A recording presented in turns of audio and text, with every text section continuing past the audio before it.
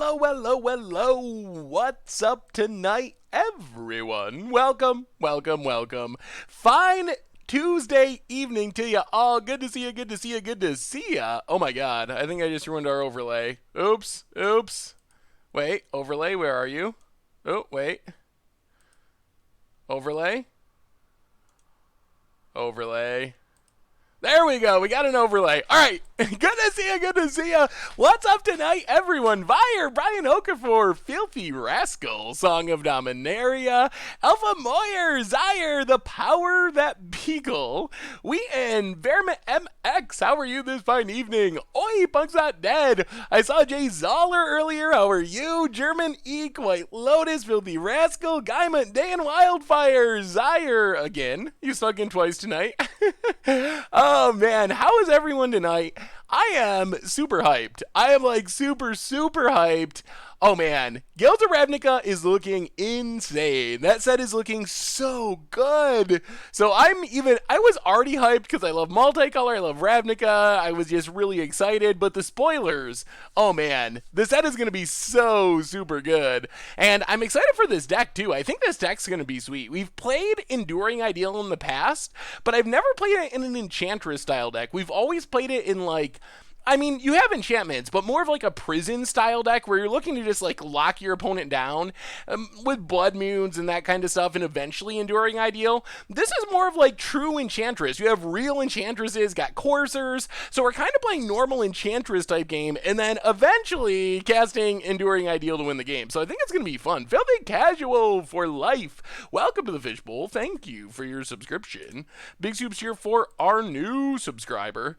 Yeah, so what are you all thinking about Guild of Ravnica? I mean, I'm going to pull it up for a second before we get into it. Our newest spoilers, I think there's some that have not yet been updated, but the set is looking super insane to me. I don't know what to think about this card. No Hide Ferox, we haven't talked about that one yet.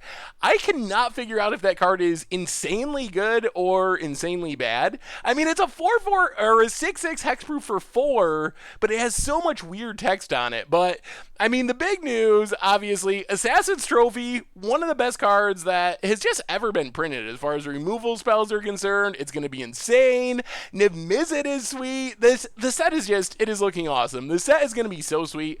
There's so many cards that I want to like, but I'm skeptical. Izani and March of the Multitudes, they just get got by Goblin Shade Whirler so badly. We got Gates back, and oh man, it's going to be awesome. I can't wait. Need a time machine, jump forward to the set releasing so we can just play new standard over and over again, because it's going to be insane. The new standard, or the new Tutor, I think is actually really good, but only for specific decks. I think it's less good than some people think. I've seen some demonic tutor comparisons. It's not demonic tutor, but I think if you build around it in the right shell, it's a very powerful tutor. Gorlord for the 3rd month in a row says, what do you think of the new tutor? Yeah, so, well, welcome back to the Fishbowl. Big scoops here for our new subscriber. But I think that it is good for reanimation. There might be some just graveyard centric decks that can take advantage of it, but I mostly see it as playing a deck where you Faithless Looting, and then you can use that instead of Spoils of the Vault or something to find Goryo's Vengeance or find Reanimate and Legacy. So I think it's going to be very strong in decks that are kind of built around it. Hey, what's up, Saffron Olive? Good to see ya. Carolax, welcome to the Fishbowl. Thank you for your subscription. Big scoops here for our new subscriber. It just got spoiled on an Italian site, or an Italian card. I'm not even sure where it came from, but it's a 2-mana instant. You get to tutor for a black card with converted mana cost less or equal to the number of creatures in your graveyard. So it's like an Undergrowth type card, but it's very competitively costed. How do you get to that spoiler page on MTG Goldfish? Well, I will help you out. It is, actually, let me see if I can do this right.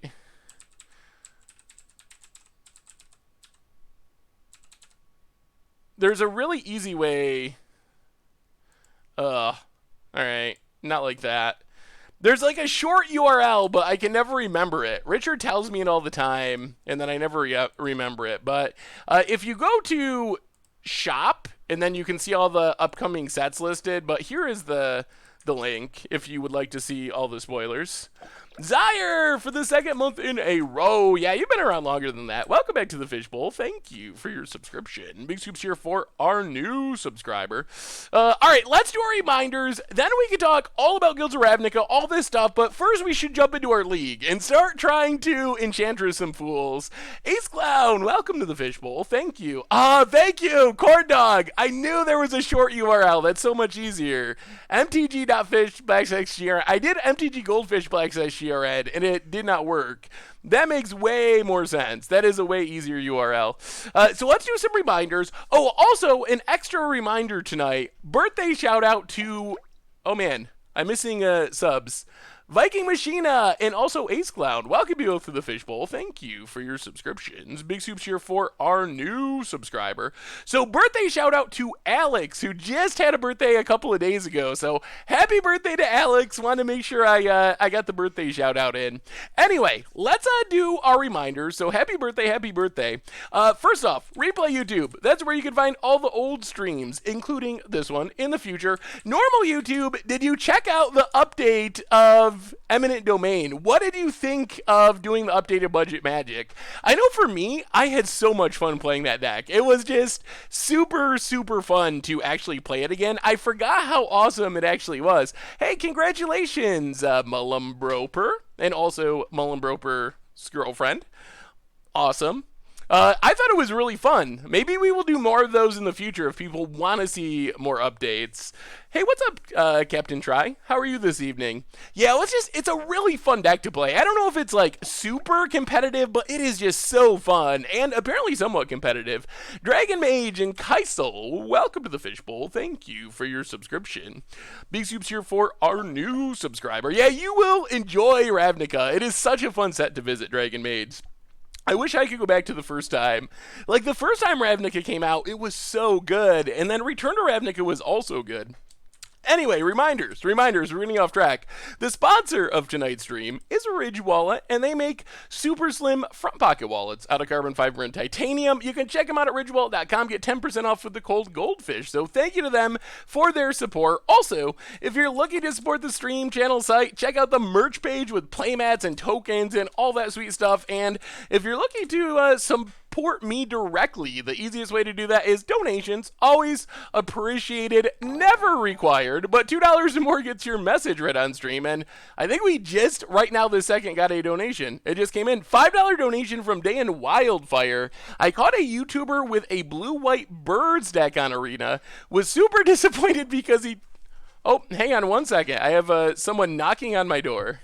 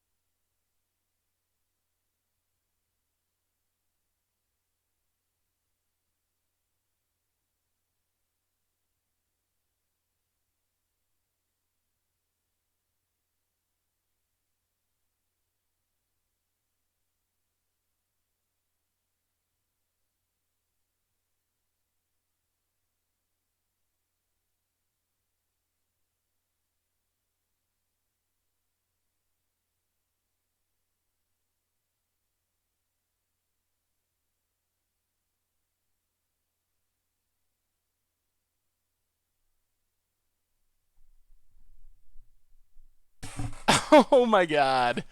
Uh, I'm so sorry. Is anyone still here? Apparently there's some apparently there's some plumbing problem in my building and they had to come in and look at my plumbing and oh my goodness. I'm so sorry. I wasn't sure what to do. I wasn't sure if I should just like cancel the stream or what, but I'm back. I think we're good. I think it's over with. So let's talk about this deck and actually start doing our thing before we have any more interruptions. I am so sorry. Psychosmurf 96 for the 23rd month in a row. Welcome to the Fishbowl. Thank you for your subscription. Big soups here for our new subscriber. Missed a donation. Oh my god. I'm sure I missed tons of things. Twiplash, Annie, are you okay? Are you okay, Annie? If you are, unmute or whatever. Yes, I wasn't even at my computer. Yeah, hopefully that does not happen again. I am alive though, and we're good. We're good. It was just some building problem. Actually, gain viewers? That that seems unlikely. The Grumbler, welcome to the Fishbowl. Thank you for your subscription. And Canistropus, welcome you as well. Big scoops here for our new subscribers. So, all right. So we are, yeah, good thing we weren't in a match. If we were going to have an interruption, that's probably the perfect time for that to actually happen. So anyway, let's talk about this deck. We are playing Enduring Enchantress. So we've played Enduring Ideal in the past, but we've usually played it in like prison style decks where we're looking to just lock our opponent out of the game. This is more of a true Enchantress deck where we're playing Eidolon Blossoms as our Enchantress. Whenever we play an enchantment enters the battlefield, we get to draw a card. We have 1,000,000 cheap enchantments to draw with. Abundant Growth, Enchants a Lion, draws us a card, fixes our mana, mostly just to like draw two if we have an Eidolon out.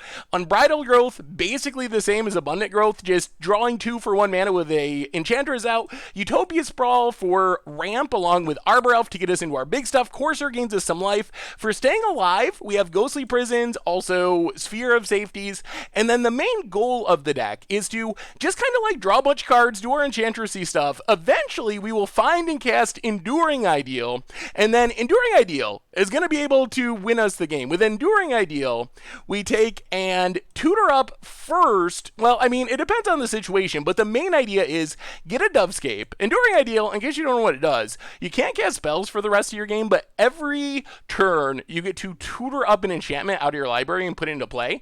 So first we tutor up Dovescape to get rid of any non-creature spells. And then we tutor up Sandworm Convergence, so every turn we get a worm, and creatures with flying can't attack, so if our opponent makes doves, they can't actually attack us. And then we just make 5/5s, we make some doves, we win the game. So that is the main plan of the deck. Powells, welcome to the Fishbowl. Thank you for your subscription. Big scoops here for our new subscriber. I'm sorry that I disappeared. There was a random plumbing issue in my building, and someone had to come in and look at my plumbing.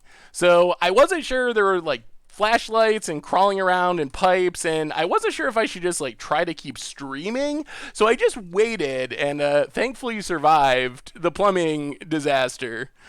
Why not use the new Satyr instead of Eidolon? So the upside of Eidolon, I guess we didn't talk about the sideboard. We do have a couple of Satyr enchanters in the sideboard for more enchantresses if we want to go that direction. The upside of Eidolon is it is an enchantment, so worst case we play it, it immediately dies, we still get to draw at least 1 card. So that's the big reason the Eidolon is the best of the enchantresses in a deck like this. The rest of the sideboard, mostly just enchantments for specific situations. Stony for affinity style decks and Tron. Rest in Peace for graveyard decks, Oromancy for protection to keep our enchantments alive, Worship to lock people out, more Laylines for combo decks. So that's kind of the main plan of what we're doing tonight. So we'll see how it works. It seems really sweet. I don't know how good it's going to be. 61 cards, why? I actually don't have an answer for that. I did not build this deck. It is a 5-0 deck from Magic Online. So whoever initially built the deck decided to go with 61 cards. It is intentionally 61 cards, I believe. I didn't build it, though. Doesn't Dovescape counter Ideal? It does not. Ideal is very weird. But you just kind of do it, I think. I don't think you can actually counter it. Is Assassin's Trophy a mistake? I'm going to go with no. I think that it's very strong, but I don't think it's so strong that I would consider it a mistake. I think it is like, well, if we draw our Dovescape, then we can just cast it, hopefully. Or we just win with Samward Convergence. I don't know. Hopefully we don't draw our Dovescape. We have one Greater Oromancy in the sideboard. We could, I mean, I guess you could play 2 for the hard lock, but 1 is probably fine. Just moved into college, super excited. Also super excited to actually be able to watch the streams now that I control my own time. Awesome, Vangren. Good luck with college, by the way. Trophy looks strong, and it's good against a lot of decks. Yeah, I think it's one of those cards where it's not the best removal spell against probably any deck, but it's going to be good against essentially all decks. It's hard to imagine many matchups where it's actually just straight up bad. This is fine. We got some ramp, we got some draw. Hopefully we're playing a creature deck, and then we have Enduring Ideal. If we're playing against control, this will be a little sad, because Ghostly Prison's not great, but... Are you worried at all about Assassin's Trophy being a staple in fair decks when you're making budget super hard? It will be annoying for budget, that is for sure. So, I don't know if I'm worried about it, but it will be annoying because I know it'll be too expensive to play in budget decks. Well, let's get a Forest, start with Utopia Sprawl on white. Pass the turn, see what our opponent's up to. Come on, something with creatures. Oh my god, Island. Well, Temple Garden. Untapped. Well, I guess we just Ghostly Prison. Maybe they're playing like Merfolk and not Control.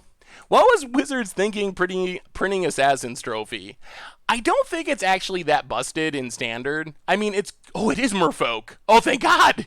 Thank God. I thought it was Control. Now life is great. Play a Forest. Play Abundant Growth. Oh man, now we're good. I don't think Merfolk is going to beat 2 Ghostly Prisons. I think we just got him. Yup. So Abundant Growth basically does nothing, but it does draw us a card. And now we will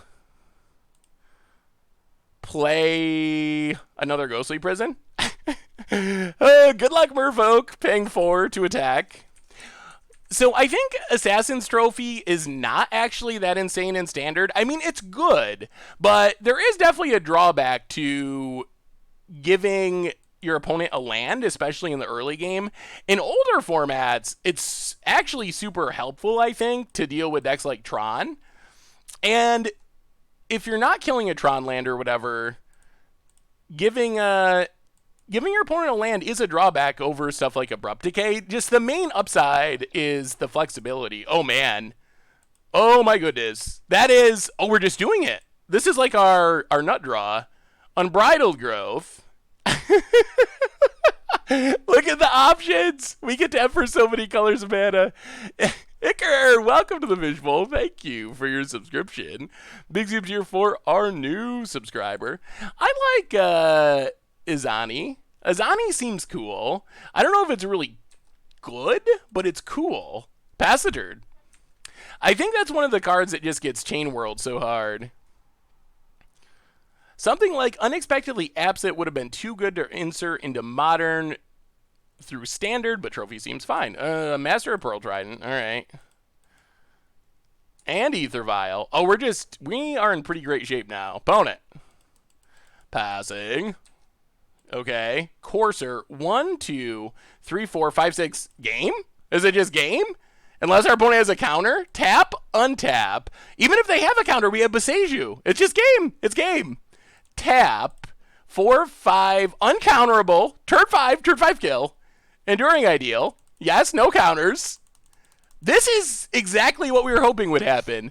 Budges, welcome to the Fishbowl. Thank you for your subscription. Big soups here for our new subscriber. Epic plus Hivemind seems kind of funny. Keep your opponent from doing anything. What do you think of Reign of Notions? So let's take... Yeah, you just copy it, so you don't actually cast Enduring Ideal. So take Dovescape. Pass the turn. And, I mean, this should just lock it up. I don't think our opponent can get out of this. Is Reign of Notions a card draw? The 3 mana Surveil to draw 2? That seems like a very strong card. Move back to upstate New York. Once I get all the unpacking done, I'll have to work making a test video for no-cost MTGO. Yeah, that would be cool. I know, I don't know if you're interested in Magic Arena, but we're trying to do the free-to-play Arena series, too. Is Vindicate better or worse than Trophy? I'm going to go with... probably worse. I mean, in the formats where Vindicate is legal... 3 mana is just so much more than 2 mana in a format like Legacy. Alright, Enduring Ideal.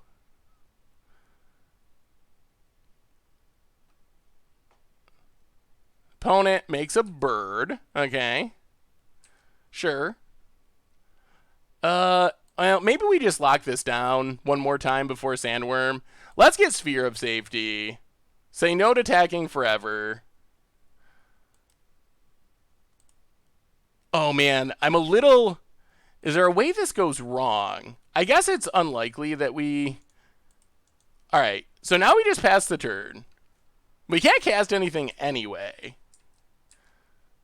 Opponent can't attack us, though. Oh, yeah, Stream Mode! Everything is all thrown out of whack due to that plumbing mishap. Oh, my goodness, plumbers. There we go. We got there. Krauser in His Space Odyssey. Welcome to the Fishbowl. Glad you're here, His Space Odyssey. Miss some streams, but I'm glad when I get to catch your greatness, positivity. Thanks for all the great content. Well, thank you so much for the resubs. Welcome back to the Fishbowl. Big soups here for our new subscriber. Yes, we can't cast. Good call. Good reminder. Opponent. Getting in. That's going to cost more than you can pay, opponent. Uh-huh. Bought the Fatal Scoops playmat and just got it look sweet. Awesome, thank you. It is a really sweet looking playmat. Now we can get the finisher, which is Sandworm Convergence. And might as well Temple Garden. We can still do that. Pass the turn. And now the worms take over the world. This is exactly what our deck was hoping to do.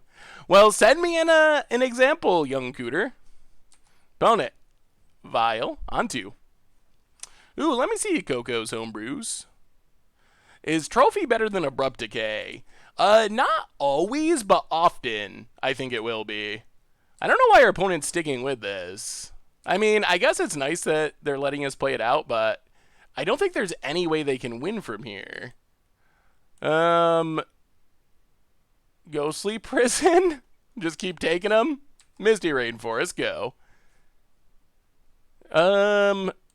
Worm? Yeah, I guess we attack with the worm. Opponent blocks with the bird. Sure. Make a worm. I mean, we will get there eventually as long as we don't time out. Scrubkins, welcome to the Fishbowl. Thank you for your subscription. Big soups here for our new subscriber. What do you think about Nullhide Fox? Nullhide Fox, or Pharax, or whatever it is, definitely interesting. I still have not figured out if it's actually good, but it's definitely a super unique card. Yeah, Beast Whisperer seems pretty fun in Elves. It is basically like a glimpse that is modern legal. Seems like it could be pretty solid. All right, Enduring Ideal, Oblivion Ring, Tagmaster. Oh, this might take a while. We might have to spend a lot of turns making worms to actually kill our opponent. Keep attacking. I mean, I don't think they can win from here, but it's not happening easily. So against Storm, we have Layline as Sanctity and also some sideboard stuff. So this deck is different. We played Enduring Ideal. Ponent scoops it up. All right, we got there. We played Enduring Ideal a long time ago, but it wasn't the Enchantress, all these crazy 0 mana decks. It was, or 0 mana enchantments. It was more of a straight up prison style deck. So this is definitely a different take. The more common builds of Enduring Ideal are a lot of times like Lotus Bloom, Blood Moons, tons of prison-y type stuff. Nightvale Faerie. I will have to look that up, Blue Liger. We have a new donation, $5 donation from Igashual. Igashual? Hey, Zed, I wanted to say thanks for the 8-Whack Goblins recommendation. Went 5-0 in my second friendly league ever. Awesome. Yeah, that deck is one of the best budget starting points. So thank you so much for the donation. And congrats on the finish with 8-Whack. Oh, man, that deck is super sweet. Yes, I'm not dead. I just had apparently plumbing problems with my building, and plumbers showing up at my door for no reason, or unexpectedly. Alright, what are we doing? Sideboard Merfolk. Layline doesn't do anything. Gideon doesn't really do anything. We actually don't have much. We can bring in the Worship, I guess, is pretty good. Probably just go down ley lines. I guess bring in Greater Oromancy, because why not? And just run it like that. I don't think Layline does anything against them. Thankfully, Ghostly Prisons are very good. The Faerie is a 1/2 for 2 that surveils when it attacks. I mean, is that really that pushed? I mean, I guess it's fine. It doesn't strike me as like incredibly powerful. Do you know what you will be playing? If you will be playing Legacy for Much Brew, it's one of my favorite formats, and I would love to see you Pithy Needle. I'm sure that we will eventually, although we don't play Legacy all that often, really. Alright. Temple Garden, untapped.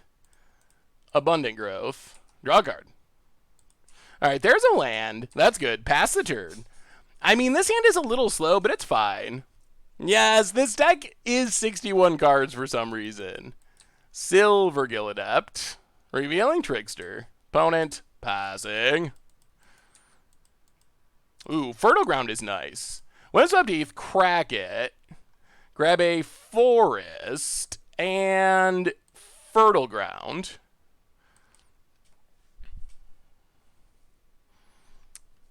Getting our ramp on.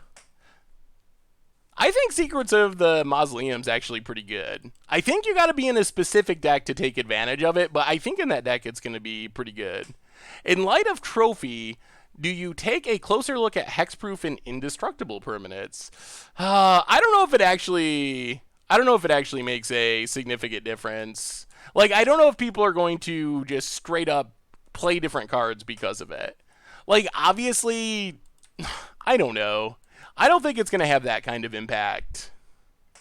How do you feel about... because, like, there's already good removal in those formats. Maybe in Standard it'll have more of that impact, but in older formats... is it worth shocking ourselves? Let's play it safer. Let's just... Actually, should we just Worship? Well, let's just Courser. Let's Courser. Get down a blocker. See what's on top of our deck. It's a Forest. Play the Forest. And there's a Ghostly Prison for next turn. Okay. We're heading in the right direction. Pass the turn. Up to 16. The Spreading Seas just doesn't really do anything. I mean, I guess they could name the Fertile Ground land, but that still doesn't do much of anything. Alan P. Brito for the 15th month in a row. Yeah, today's Budget Magic deck is so fun. I forgot how sweet that deck was. Boat it. Mutavault. Getting in as much damage as possible as quickly as possible. Hits us. For 6. Yup. Down to 10. Opponent passes. 1, 2, 3, 4. So they can attack with 2 creatures if they use all their mana.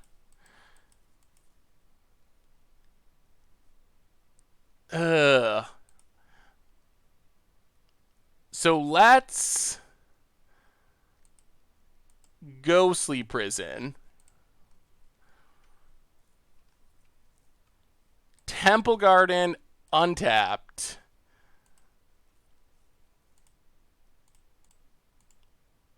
Greater Oromancy.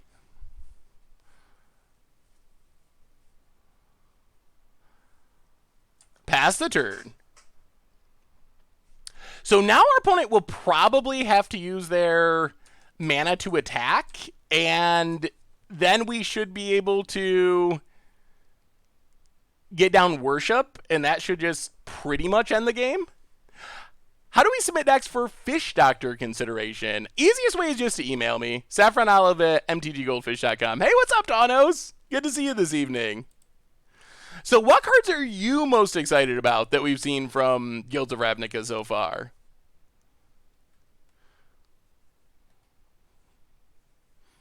Pack Rat versus Tireless Tracker in Green-Black Rock. Probably Tireless Tracker.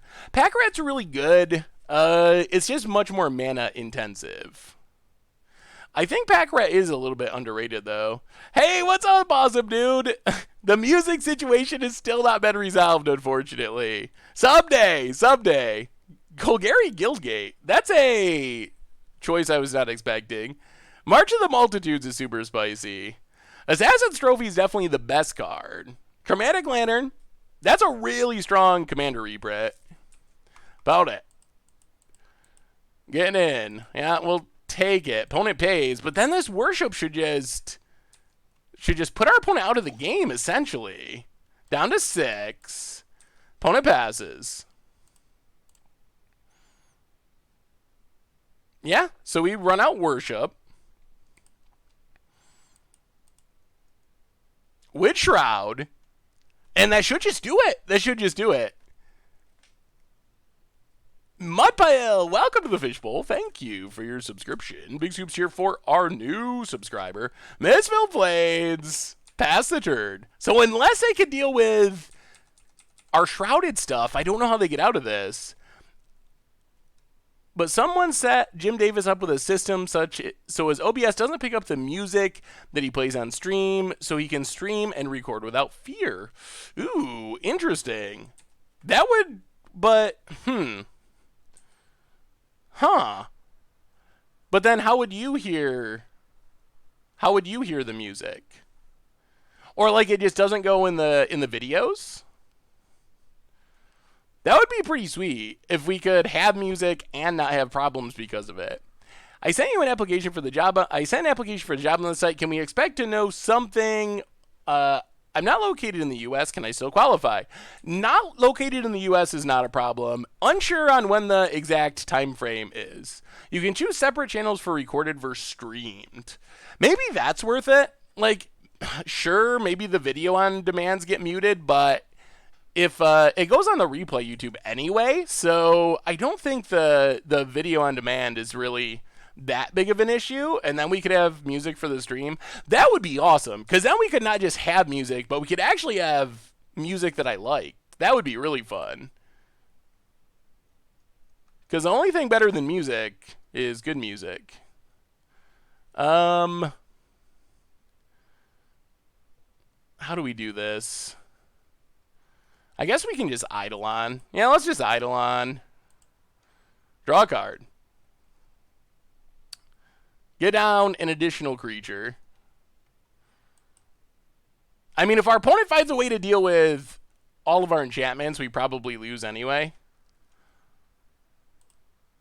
And then Fertile Ground. Draw a card. Dropkick Big O, welcome to the Fishbowl. Thank you for your subscription. Big Soup's here for our new subscriber. With Scavenging Grounds rotating, what do you think the new Graveyard Hate people playing Standard will be? I think we gotta wait and see what we get in Guilds of Ravnica.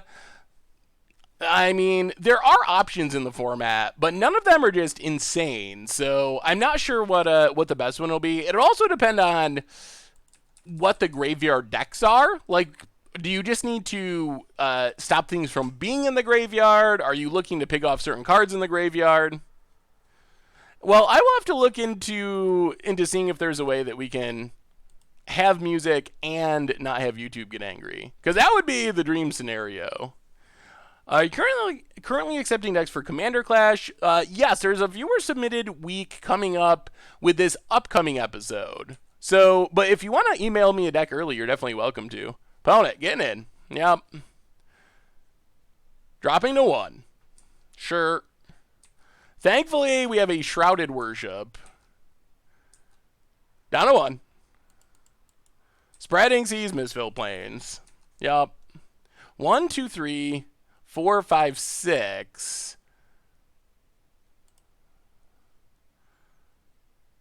Well, play Ghostly Prison. Draw a card.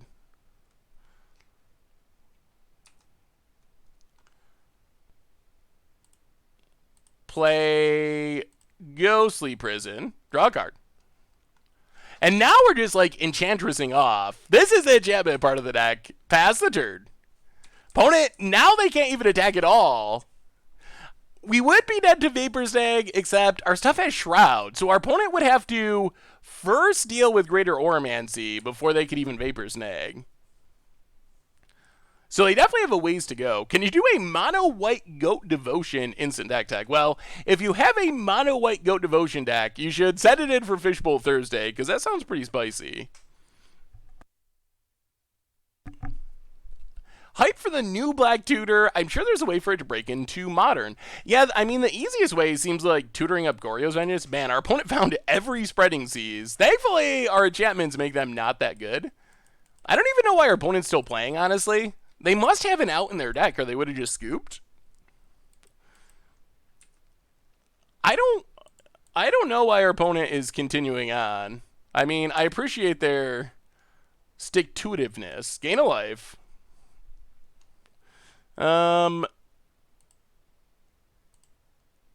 Unbridled Growth.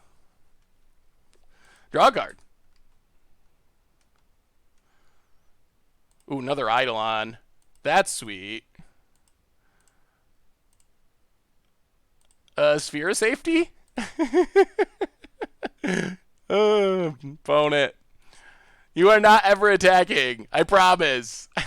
Not happening. Well, I guess next turn we could just start slamming Enduring Ideals and trust that one of them will resolve eventually. Trets Joe, welcome to the Fishbowl. Thank you for your subscription. Big super cheer for our new subscriber. What's up to Magic Badger? How are you tonight? I mean, I guess Cyclonic Rift is a legal card in Modern. I've never seen anyone actually do it, but... Opponent, just doing the test. How much does it cost right now? 6, 7, 8, 9, 10, 11, 12, 13, 14, 15, 16, 17? 17 to get into one? So there's this new tutor. It is 2 mana, instant speed. You can tutor for a black card with convert a mana cost equal or less than the number of creatures in your graveyard. How do we win? Well, we're about to start tutoring up win conditions. The main way is by making a bunch of worms. That's our main plan. All right, so Enduring Ideal, number 1. Ponent. Counters. Well, play in the forest. Gain a life. Pass the turn. We have 3 of them. They're going to run out of counters eventually. Ponent. Vile. Staying on 2. Ponent. Passing.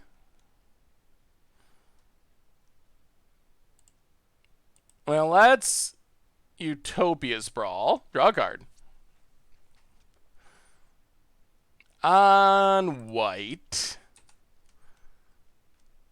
Oh no.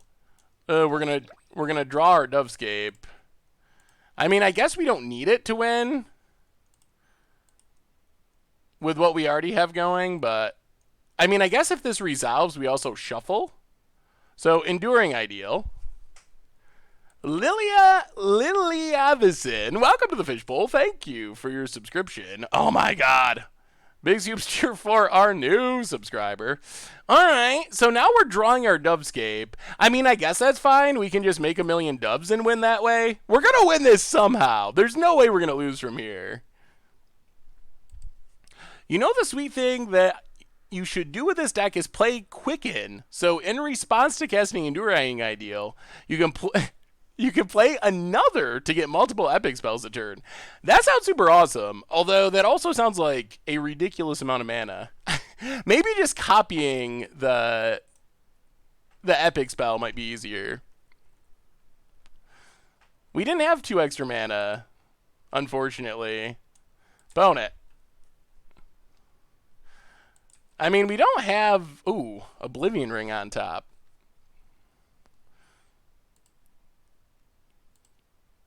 I don't even know if we wanna... I don't know how we want to do this. Do we still Enduring Ideal? Well, let's Eidolon of Blossoms. Draw 2. Alright, there's Passaggio. Play Passaggio, gain a life. That's what we wanted. And now we're going to pass. We don't actually want to draw cards here. Drawing cards would mean we wouldn't be able to get our Worm Maker. This should still be good enough. Yeah, Reverberate or something like that's probably the easiest way to double Enduring Ideal.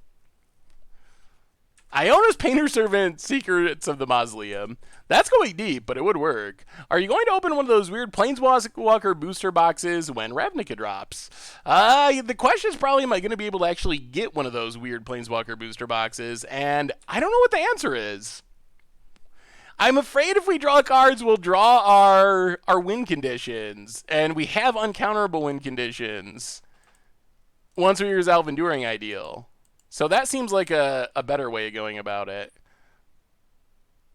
Well, I guess we might as well Misty. Alright. Well, it's uncounterable Enduring Ideal time.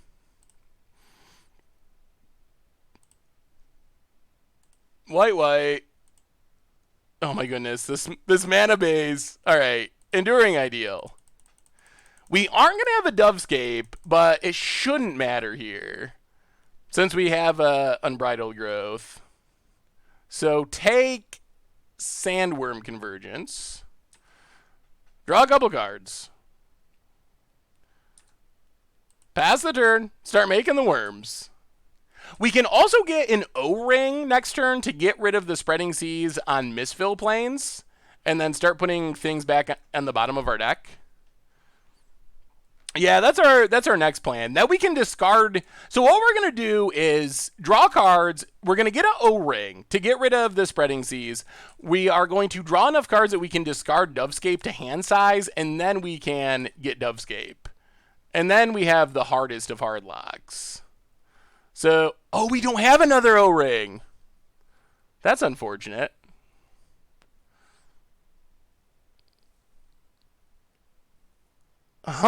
Where's our other O-Ring? I thought we had 2. Oh, boy. Well, take Courser. We're going to have to stop doing this at some point, so we don't actually mill ourselves out. Yes. Play a Plains. Oh, that Misfo Plains being gone is actually very bad for us. Pass the turn. I swear that we had 2. Alright. Yep, so we pass. Well, we might as well get in with a... Actually, we should just save up our worms, right? Pass the turn. Save up our worms, go on one big attack when our opponent can't deal with it. Discard. Alright. We can't always stop tutoring as well. Yeah, I mean, we can't just fail to find with our epic spell, so... Wait, what is the pun? How did I pun? What did I do? Alright, epic. Okay. Done. Play a land. Gain some life. Pass the turn. Oh, yeah, I thought we had 2 for some reason, but apparently we do not. Now, pass the turn, keep making dorks, make a worm. I mean, this will get there. It's going to take us a minute. It's a good time for us to just chat about Guilds of Ravnica as we make all these worms. Ponent. Ponent can't kill us, and we're actually gaining a lot of life. Enduring Ideal. Yes. No searching.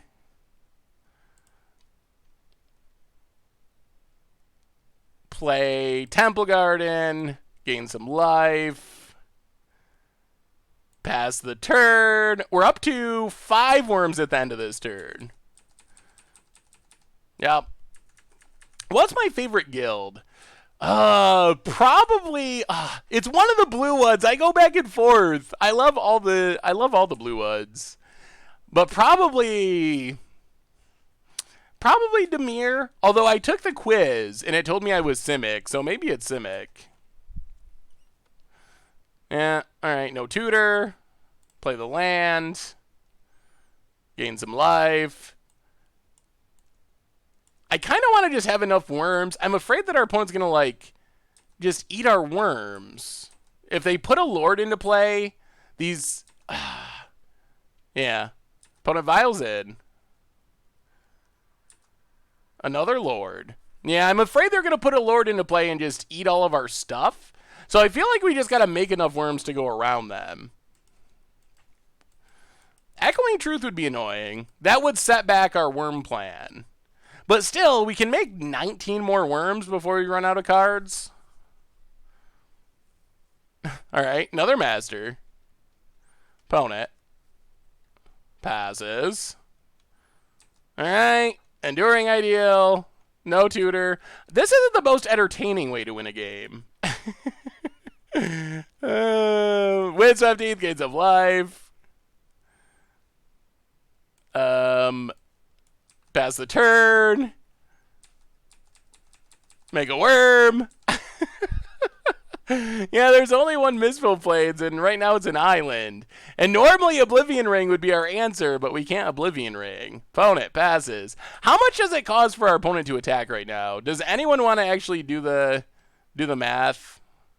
We're not to the point where we have to get an enchantment, right? We're good. Our opponent's not going to sneak in with one of these huge merfolk and kill us. All right, make a worm. Pass the turn. Oh my god, this is insanely boring. Do you think Is It Base Spellslinger deck will be a thing? Maybe? I think that it'll be a fun casual thing. Whether it's like a tier thing, that's another question. 16, that sounds roughly correct. I'll believe it. Alright, no. Pass the turn. They have a lot of blockers, unfortunately.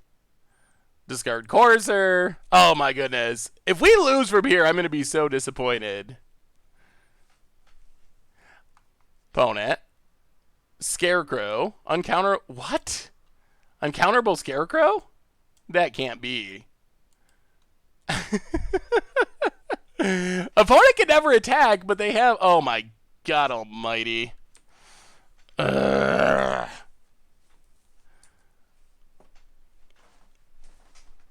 We might actually be losing. We might not be able to make enough worms to win this game. And we can't get back our... Wow.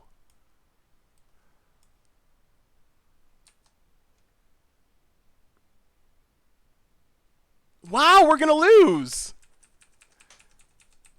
Oh, that's so ridiculous. Oh my goodness. If we're losing from here against Berfo, something is wrong. Something is very wrong. Because our deck did exactly what we wanted it to do. And now we're to the point where maybe we have to concede for the sake of time, which sounds ridiculous, but...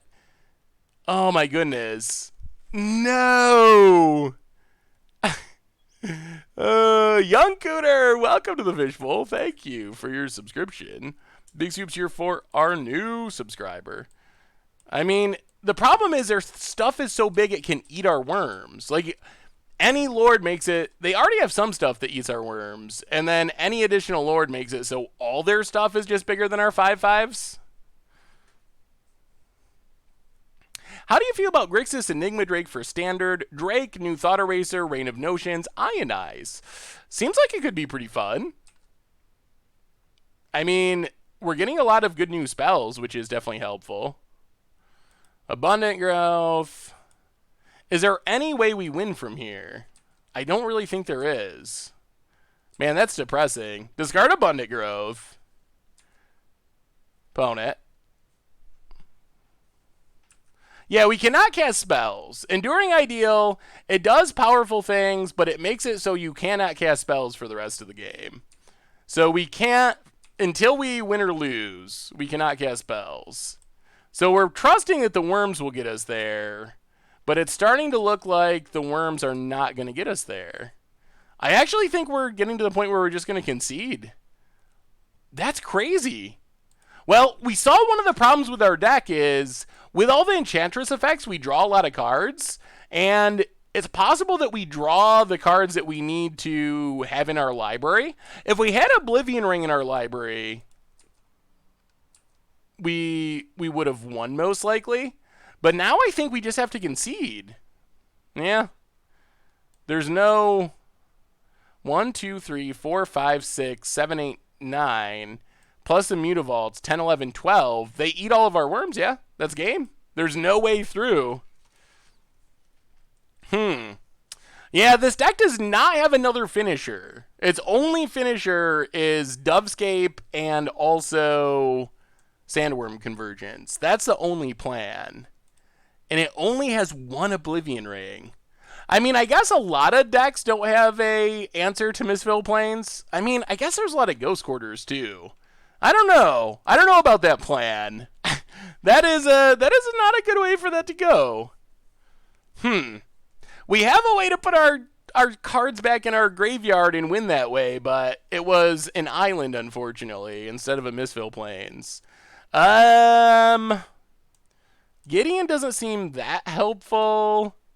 I mean, I guess it's a way we can pump our worms, but we can't tutor it up. I guess we just run it back. Since we were playing green-white, we should be running Wheel of Sun and Moon. I mean, Rest in Peace is just better. Well, I mean, I guess we could target ourselves. Yeah, I guess that makes sense to target ourselves. Maybe one Rest in Peace could be a Wheel of Sun and Moon. I mean, I think the idea is that Mistfall Plains has it covered, but maybe this deck is just skimping a bit. One O-Ring, one finisher. So if things go wrong, things go really wrong really quickly. Well, we got a lot of mana. Unfortunately, we have our O-Ring in hand. Well, Misty Rainforest, crack it. Forest, and Arbor Elf. Pass the turn. Ponent. You should have cast Dovescape and made 7 doves with Ideal. Dovescape could have been good. Let's just plains tap, untap, tap, tap, play Courser. Plays around Spell Pierce effects. Pass the turn.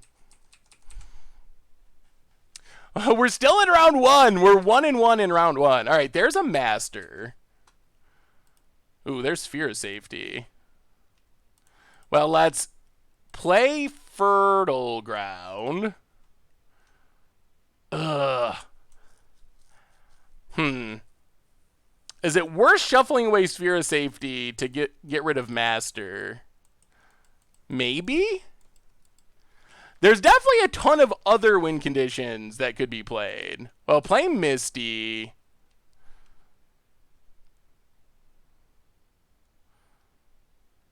Get in with Courser. 1, 2, 3, 4, 5, 6, 7. Well.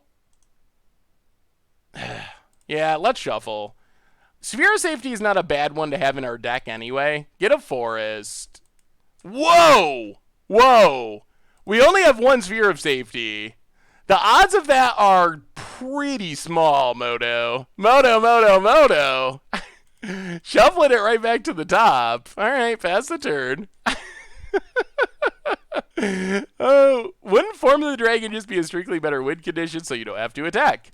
It might be. It is another win condition. Ponent, gonna get tricky. Tap down. Wow, Courser? Okay. That's interesting. Oh, playing Windswept Teeth. Tap. Add white. Untap. Tap. Tap. Play Sphere of Safety with Spell Pierce mana. Pass the turn. Oh, wow, they should have went after Arbor Elf. We do have to win before... Oh, Worship on top. We do have to win before we time out. All right, Enduring Ideal time. It is time. It is time. Unfortunately... Oh, we can shuffle away the... Worship. So let's crack Windswept Teeth. Grab a Forest. Yup. Untap. Tap. And this should do it. Untap. Tap. Unless they have a Force of Will. Enduring Ideal.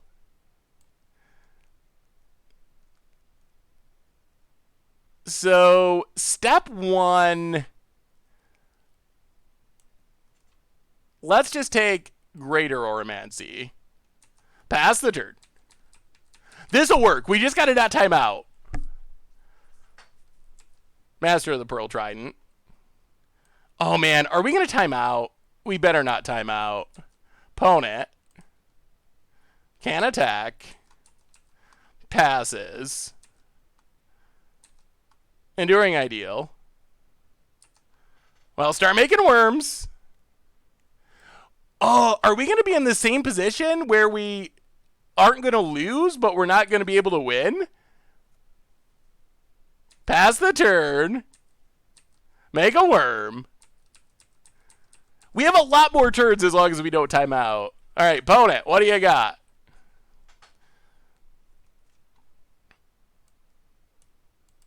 Draws a card. Silvergill. Passes. Tawnos with a gift sub. Thank you so much, Tawnos. Definitely appreciate it. Big soups here for our new gift subscriber. Enduring Ideal. Take... I guess Courser is a creature. Go to combat. Get in with the worm.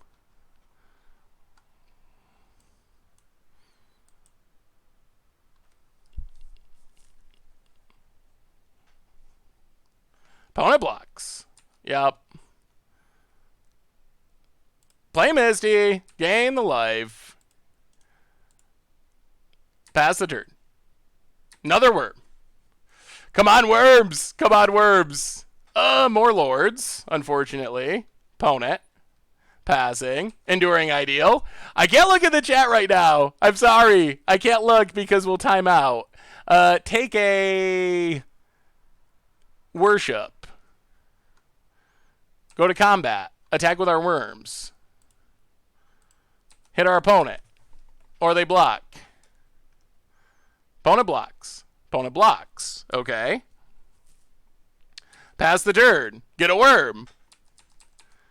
Oh, if they have another one of those, it's going to make so many elementals. Lord of Atlantis. Pumps the dorks. Opponent. Passing. All right. Tutor. Enduring Ideal. I still can't look at the chat. I'm so sorry. I'm so sorry. Get a Ghostly Prison. Play the land. Tapped. Gain some life.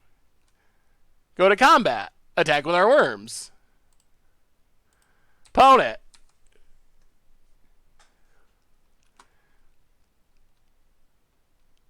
Trades. Trades. Trades. Yep. Pass the turn. Get a worm. Oh, man. If we lose from here, I'm going to think there's something wrong with this build. Spreading Seas. Sure. Draws a card. Mutavault. Opponent. Passing. Well, Tutor. Grab a Courser of Crewfix. Go to combat. Get in with our worm. Opponent takes it. Down to 13. Get a worm. Can we do it before we time out? That is the only question. Opponent. Passes. Tutor. Ghostly Prison. Ooh, Mistfall Plains. Play Mistfall Plains. Gain some life. Go to combat. Attack with the worms.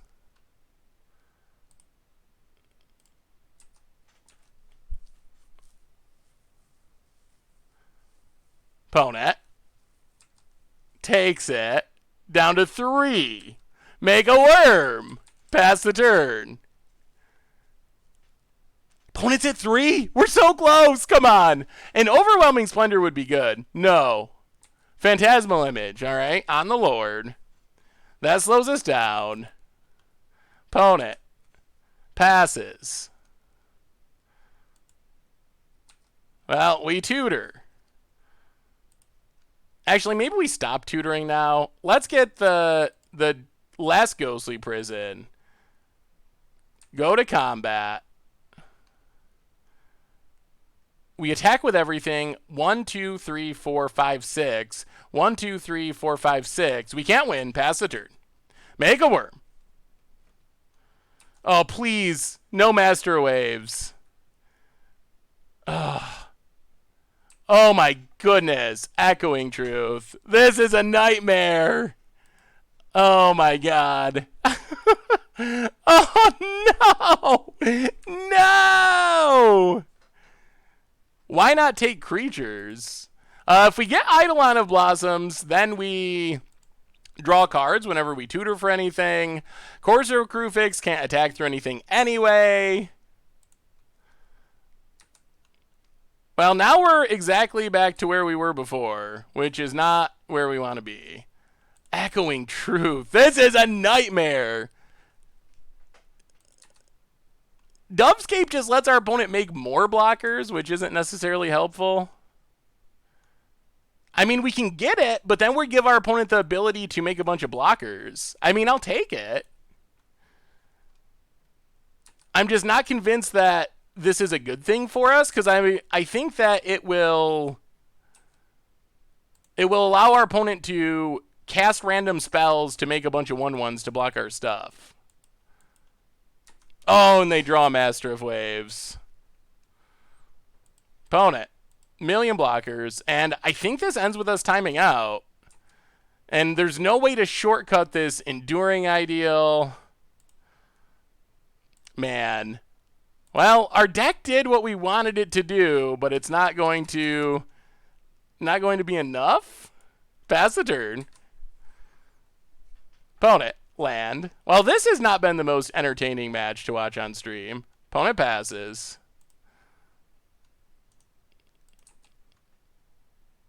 Nope. Done. Land. Pass.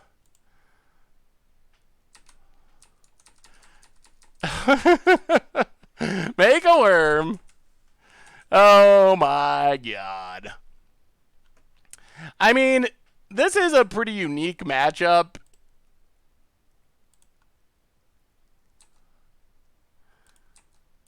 There's not many decks that can actually do what this Merfolk deck is doing.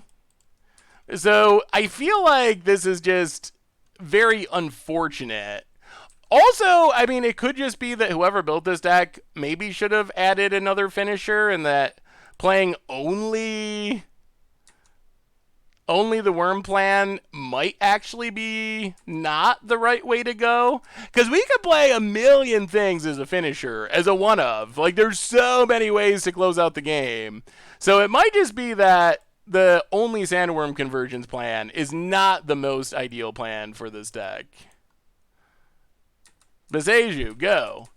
I don't think there's any way we can get enough worms, because we got to click through this stuff every turn, unfortunately. So we just can't make worms quickly enough. And our opponent will eventually draw Master Waves. Ponent. 5 mana for some reason. Overwhelming Splendour could work. Hard casts a Silvergill Adept. Yeah, Form of the Dragon would get the job done. Overwhelming Splendour could be helpful. There's a bunch of things that could be helpful. Pass the turn. Maybe we just scoop and go to the next game. I don't think we can make enough worms to get through this, no matter how hard we try.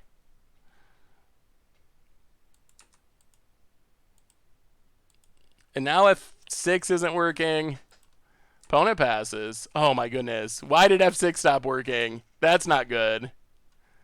No tutor. Play the land. Gain some life.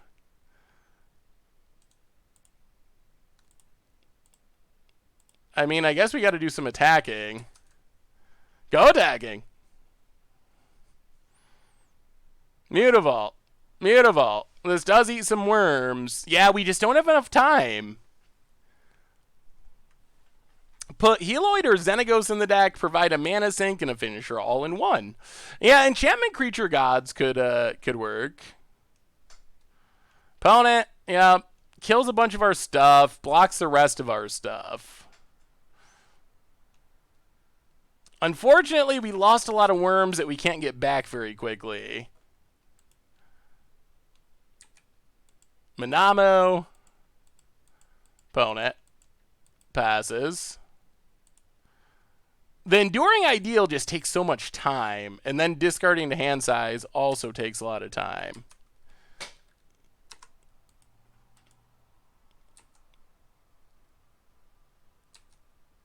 Oh man, and with F6 not working, it's going to be impossible. What's going on, Moto? Why is F6 suddenly not? It'll do it on our opponent's turn, but it won't do it on our turn. I'm so confused. All right. Enduring Ideal. Done. Pass. No attacks. Yeah, this isn't the most entertaining game that I've ever played. And it seems like a losing call. Losing battle. All right, another Master Waves, and we will scoop it up. Well, our deck did what it was trying to do, but it just literally was not good enough. I mean, I think we played roughly the way we should have played and played well, and the deck just didn't have it in it to overcome that scenario. That's a little sad that we did exactly what we wanted to do, and it still didn't work for some reason. Why not attack each turn, whittle their board down? The problem is our creatures were so big that they would just eat our stuff. So we weren't really whittling it down. Like, we would lose 3 worms when they would lose some random tokens. So I don't think we were actually making headway. We're losing 3 turns of worm production to eat maybe 3 or 4 elementals. All right. Let's see if it goes better in a non-Merfolk match. Yeah, that was a big problem. I really do think that was a fairly unique situation. Like, I don't think most decks have the ability to win through that. Although, the fact that a deck has the ability to win through that probably means this deck should have one more finisher. One more finisher of some kind. All right, Utopia's Brawl, go. Ponent. Control. All right. Temple Garden, untapped. Run out. Man, if this is Merfolk again, good God, please no. Courser Crewfix. Ghostly Prison, pass the turn. We were attacking when their creatures were small, but once their creatures were bigger than our creatures, and they had a million tokens, it wasn't really beneficial for us to try to attack. Hallowed Fountain for our opponent. How do you beat bridge decks? I mean, the main idea is you have the misfill planes to literally play through your entire deck and win that way, but unfortunately, wasn't meant to be. Unbridled Growth. Temple Garden, tapped. Pass the turn. Access Immortality. That would be a spicy finisher. Hey, I really appreciate you featuring my deck on Deck Doctor. Possibly due to my insistent asking on streams. While I did learn lessons on win cons, I didn't much like your mono white deck. My favorite comment on the video was swapping a 1-mana do-nothing for a 4-mana do-nothing card. What do you think of this new version? Well, let me take a peek. Spaniel Day Lewis, welcome to the Fishbowl. Thank you for your subscription. Big soups here for our new subscriber. Green White Cat Altar. Ooh, I like some of those additions. Got some good blink targets. I think it looks reasonable. I like it. Hey, see you, Mudpill. Thanks for hanging out. Do I like bananas? I do like bananas. DH Worlds, welcome to the Fishbowl. Thank you for your subscription. Big soups here for our new subscriber. All right. Do we play a land first because of mana leak? 1, 2, 3, 4, 5. Yeah, it's awkward, but I think we do. Play Misty, play Courser.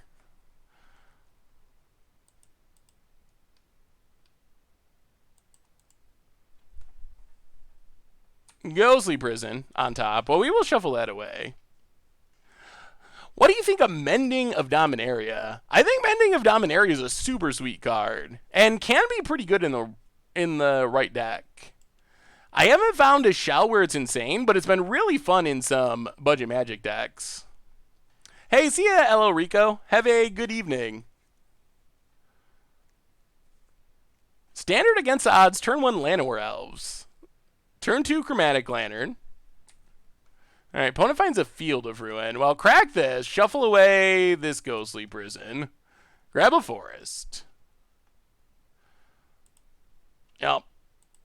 Dovescape on top. That's not great. We don't really want to draw that. I mean, I guess eventually we'll discard it to hand size, etc., etc. Ponent. Alright. Well, get in with Courser of Crewfix. Ponent takes it.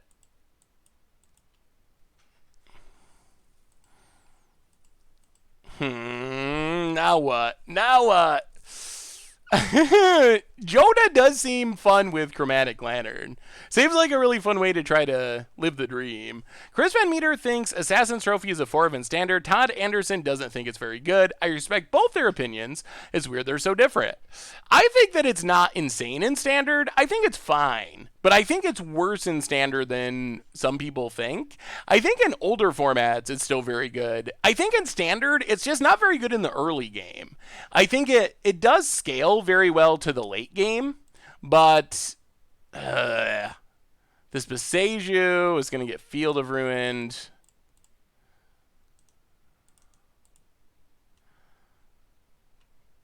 One, two, three, 4, 5, 6.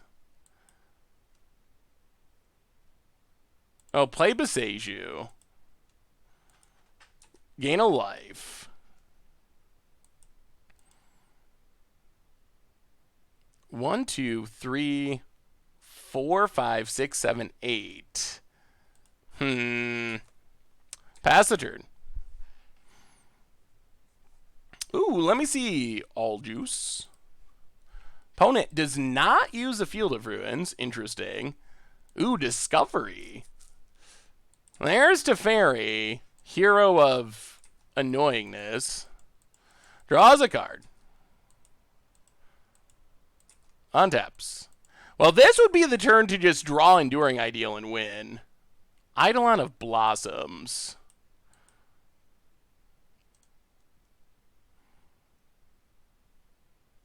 Well, sack Unbridled Growth. Draw a card. Play Misty. Gain a life.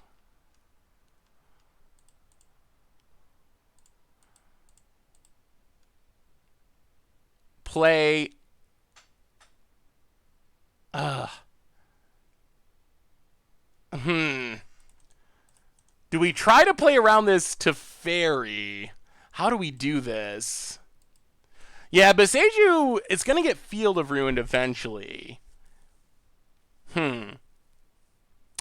We need to Oblivion Ring this to Faerie. The question is, can we Eidolon first? Or that opens us up to getting hit by, like, Logic Knot.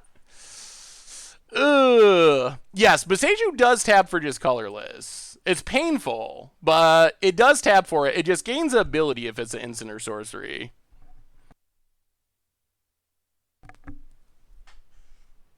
We don't have the mana for Dovescape O-Ring this turn.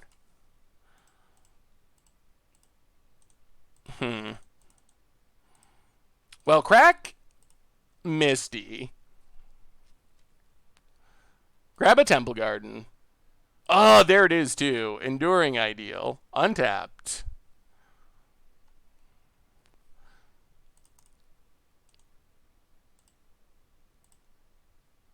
Play Eidolon of Blossoms. Draw Enduring Ideal.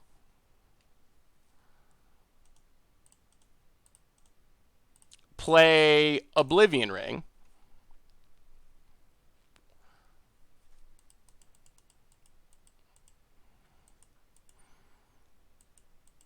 Ponent.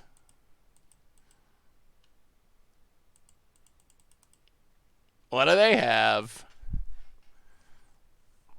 Passaggio just makes Enduring Ideal uncounterable.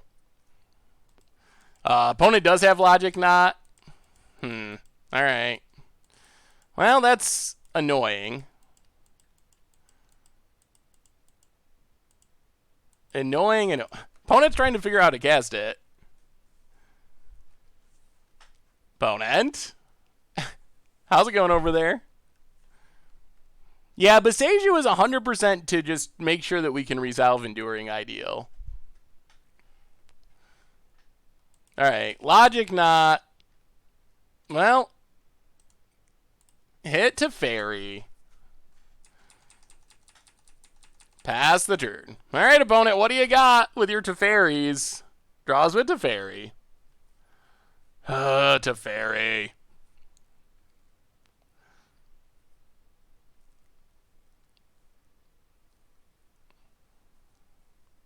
Field of Ruin on Passaggio. This is going to be close. This is going to be close. Grab a Forest. All right. Unbridled Growth on top. That's fine. How do you feel about 4-color control in Standard? Seems a lot more practical with the new mana bases. Chrono Lads with a $3 donation. I'm looking forward to post-rotation budget Standard deck decks. Do you have any idea when you'll start making them? Definitely not until we see all of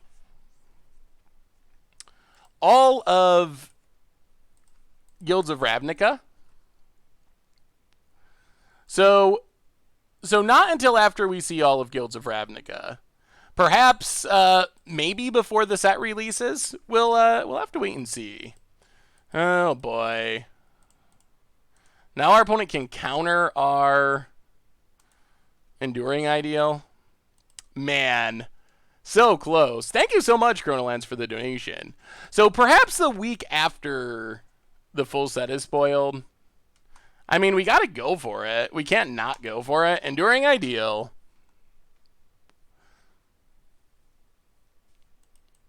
Negate. Main deck negates. Well, get in at Teferi. Hit our opponent. Or hit Teferi. Play Unbridled Growth.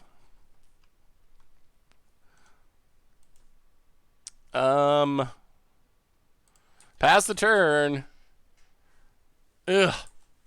So many counters. With the new Guildgate confirmed, do you think there's any chance that there will be a new card for Modern Maze's End in the next few sets? I think a lot of the new Guildgate cards would work in Modern Maze's End. I think that any more Guildgate stuff definitely is a benefit for the deck. Will Maze's End in Modern be a thing now? That seems unlikely. I mean, I think it will still be a thing you can, like, play for budget Magic or against the odds, but the gates are so slow. I just can't imagine a deck that's built around all lands that enter the battlefield tapped could actually be playable in the format. Well, get a land out of our deck.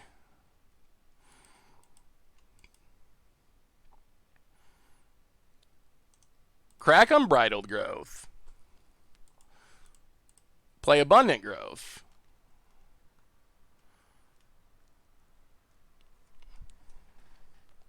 I mean, Amulet of Vigor, but then you're just playing it to make your land into like a shock land. I'm still not convinced that that's actually that helpful.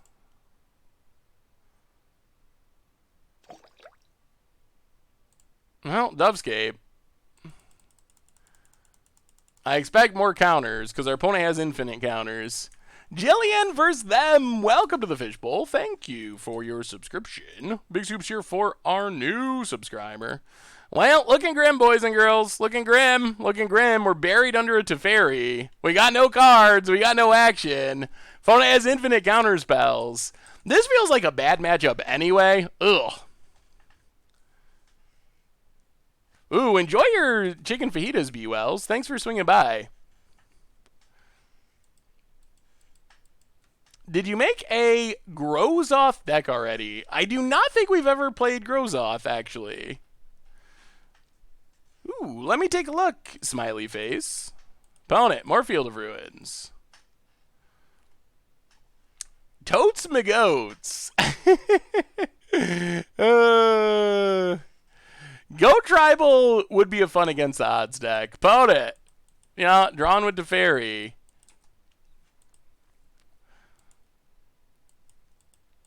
Vendilion Click. So many annoying things. Takes our Eidolon, I'm sure. I think Go Tribal could be a fun against the odds deck. Favorite card from spoiler season? Oh, man. The set looks so sweet overall. What's my favorite? I think the best card is definitely Assassin's Trophy. Well, they leave it, so this means they're just going to counter it. Okay, well, I mean, Eidolon.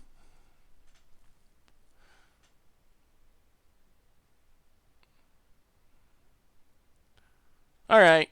And we are going to move on to game number 2.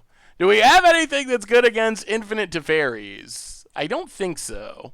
Favorite card? That's a lot tougher of a question. There's a lot of cards that look super sweet. Niv Mizzet's sweet, Rowl's sweet, Underrealm Lich is sweet. Too many to really pick one yet. Yeah, that was a lot of counters. Do we have anything that is good against counters? I mean, I guess this is a matchup where we can bring in Satyr Enchanter to have more lords. We can bring in Greater Oromancy and like Gideon. Go down Layline. Go down Sphere of Safety. Go down a couple Ghostly Prisons. Or maybe we keep the one Sphere of Safety and go one Ghostly Prison. Probably something like that. What do you think of the new elf that lets you draw a card whenever you play a creature? I think that card's very sweet. Oh, we had to play one more card. That's right.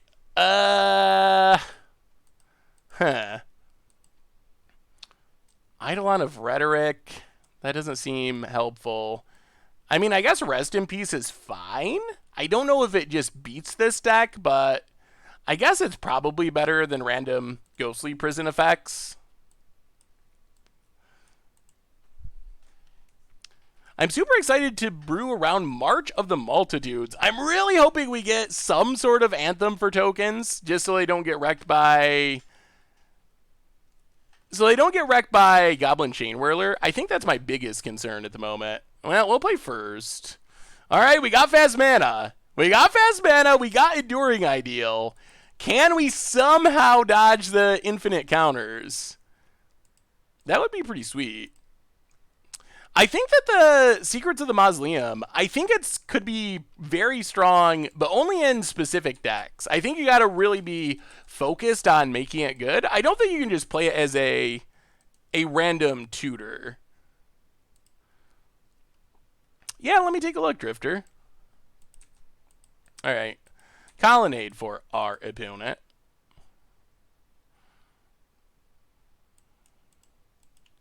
I'll play the Forest. Abundant Growth. Draw a card. Ugh, more Forest. Utopia Sprawl. On white.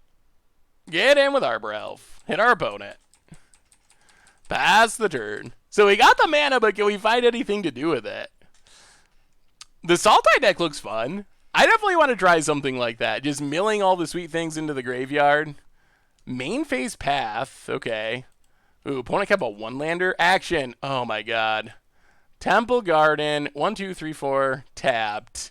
Opponent kept a one-lander and we got the all-lander and we can't punish him. Oh no. No. Enduring Enchantress. Do I think it goes in Death Shadow in Modern?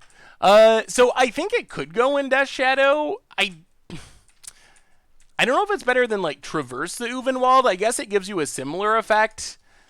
Oh, opponent finds a land. We draw. Oh, my God. Well, Temple Garden go. The nightmare. The nightmare of nightmares of nightmares. We have still not gotten a Nexus of Fate Taunos. I don't think they are still in treasure chests. I think they just do not exist. I'll play Arbor Elf.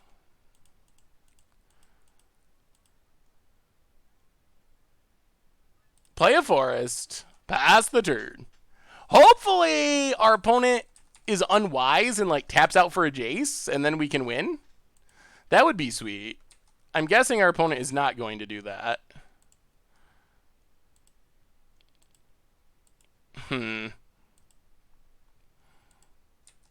Well, get in with Arbor Elf. Hit our opponent. Play Unbridled Growth.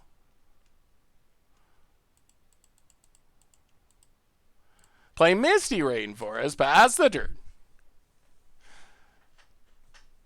Yeah, we need our opponent to tap out for something. We've just flooded to the max. No one. We got 6 Enchantresses now, too. Oh, Jace. Okay. Okay. Oh, we're going to do it. Opponent got greedy. They got greedy. Oh, and now we should have them now. TJ Orangan and Penguin Joe, welcome to the Fishbowl. Thank you for your subscription. Big Soups here for our new subscriber. All right. And I think our opponent made a fatal mistake. Greed, the greedy Jays, and that means Enduring Ideal is coming down. And once Enduring Ideal comes down, it's over. It's over. Ooh, and an Eidolon. Well, all right. Tap. Untap. Opponent might just scoop. This might just be game. I think we might have just got it. King Lagwam, welcome to the Fishbowl.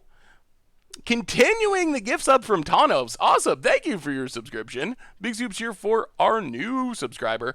That's right. They have this thing going on where you can continue your gift sub for super, super cheap. $75 from donation from Taunos. Doomlord 5, is this a rash? That's 25 for you, 50 to continue your hunt. Your bad luck can't last forever, right? Taunos, thank you so much. And I don't even know about, we've beaten the odds, we've beaten the math, and I don't know what to say as far as, I guess we just take Dovescape. I think it's just never going to happen. I think it's one of those things, like, I was talking to, or I saw someone tweeting. Who was tweeting about it? But, like, when you lose your keys, you find them when you give up looking for them. I think I got to give up on, wanting to open a Nexus. And that's when I will finally open a Nexus. Thank you so much, Taunos. Definitely appreciate it. Thank you. Well, I think we're good, though. We have our opponent locked. If we find a way to lose from here, I'm going to be very, very disappointed. Even this, though, this is another one of those weird situations, like, opponent gets to make a ton of birds. Those birds can't attack us. Maybe this deck has a fatal issue. So, like, we keep the birds from attacking us. We get our Sandworm Convergence. But how do we win?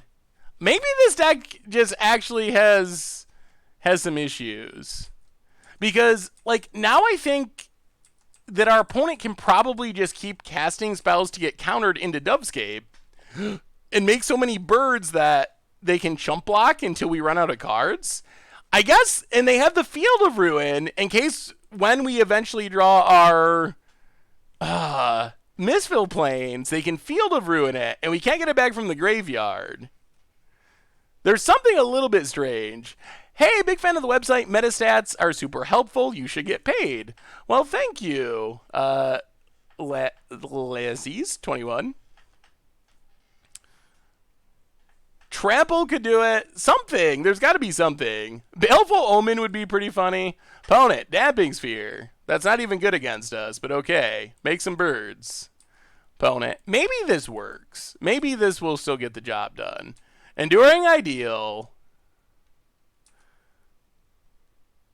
Tutor up. I guess we just get rid of the Jace. Yeah, Oblivion Ring the Jays.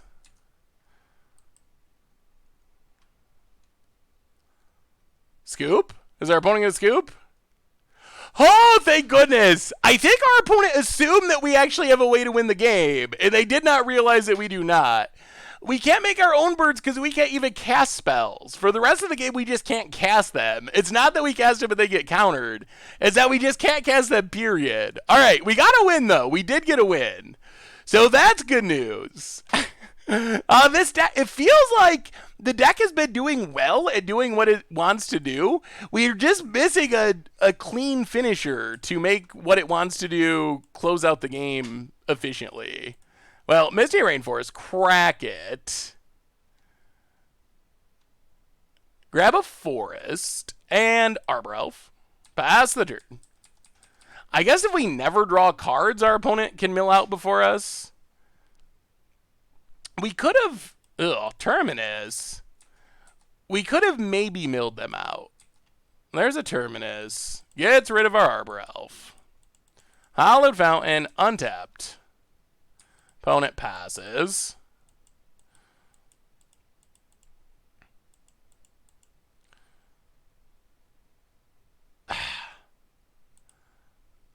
I'll play Temple Garden. Play Rest in Peace. Form of the Dragon would be a nice clean finisher. Assemble the Legion. Assemble the Legion could be fine. I mean, I guess that still that makes more tokens. I still think that... I think if we are going to put in a finisher, we probably just want to make a non-creature finisher. Because even the other finishers, like Assemble the Legions, still something like Ensnaring Bridge would get us or could get us. Well, play Misty. Play Greater Oromancy.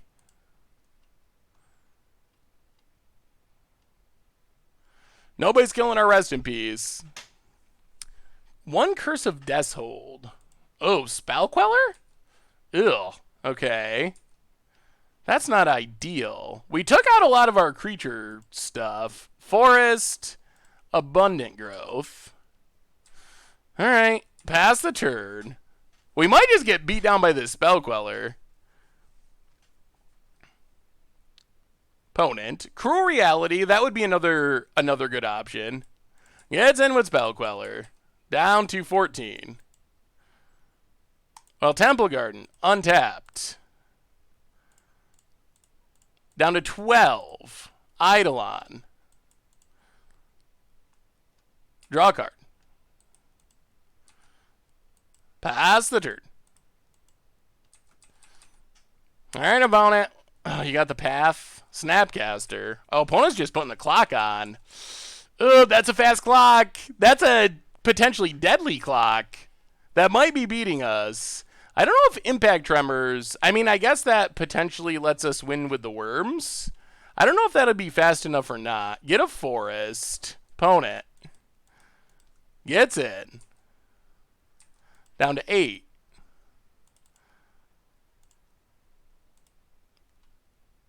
Play 1, 2, 3, 4. Huh.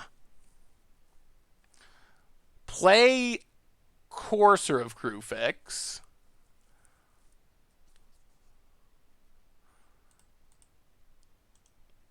Play Passaggio, gain a life. Play Utopia's Brawl.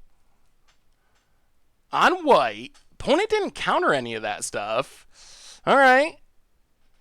Pass the turn. We're technically not just dead.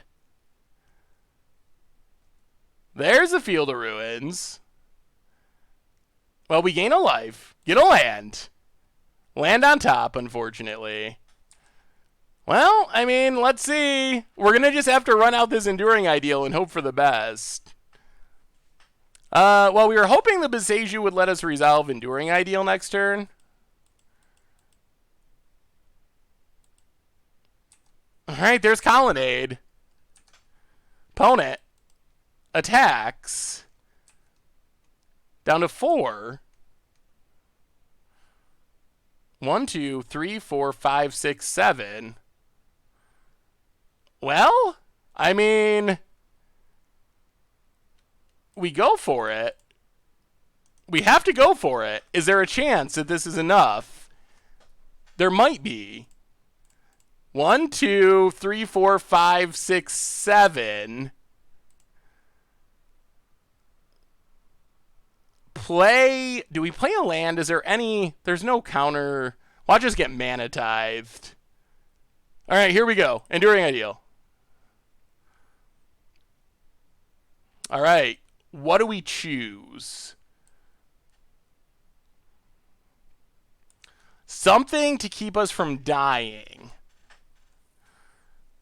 Unfortunately, we can't just get Dovescape. I guess it's got to be Sandworm Convergence.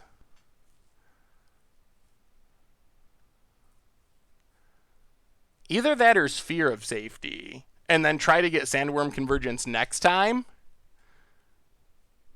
We don't have Worship in our deck at the moment. I'm trying to... So the worst case scenario is our opponent plays and bounces something with Teferi and we can't recast it. If that happens, would we rather lose Sphere of Safety or our Worm Maker? And it's got to be Sphere of Safety.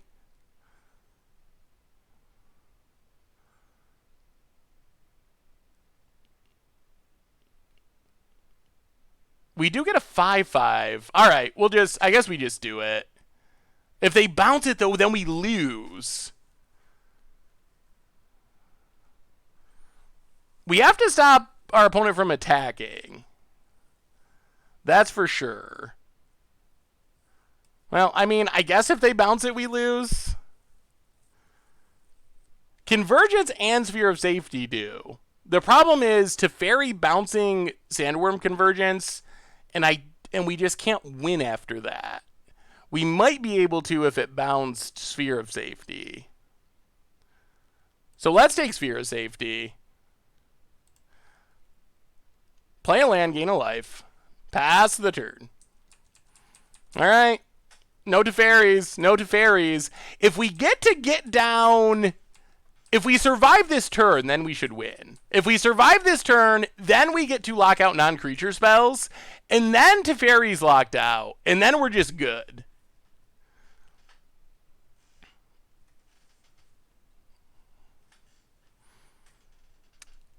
What are people punting about?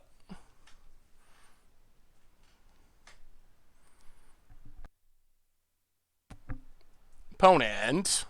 Well, maybe Teferi was the wrong card to say. Cryptic Bounce would be the same. Cryptic Bounce would be the same deal. Yes, Teferi was the wrong card for that example. But having it returned to our hand is still a thing that is a concern. Yes, you are correct. Teferi was not the card that would do it. Cryptic is a card that would do what I was saying. Teferi was the wrong card to say, though. Ponent. I mean, if we untap, we should have it. Gets in with Queller. That's a lot of mana. Are they doing it? No. 1, 2, 3, 4. It's 5 to attack. That's all their mana. Once we get Dove's Cape, it's over. What do you got, opponent? Opponent passes? Oh my goodness. Okay. Enduring Ideal. Yup.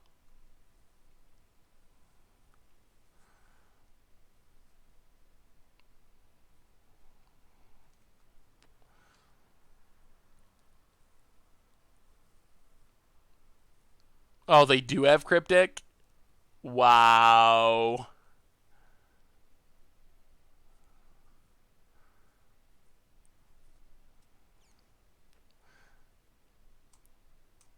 Oh, thank God they counter drew.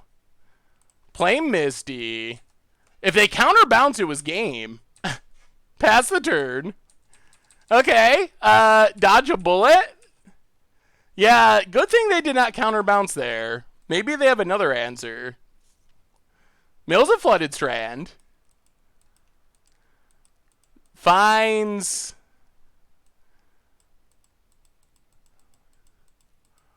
what? Detention Sphere. Gets rid of Sphere of Safety. Oh my god. Okay. Ponent. Gets in with Queller. They are not making this as easy as I would like them to make it. Alright. Enduring Ideal.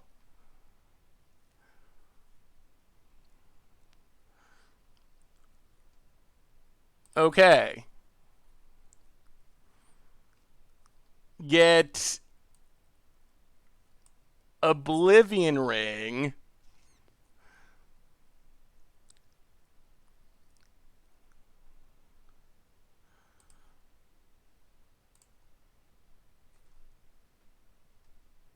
Get rid of Detention Sphere.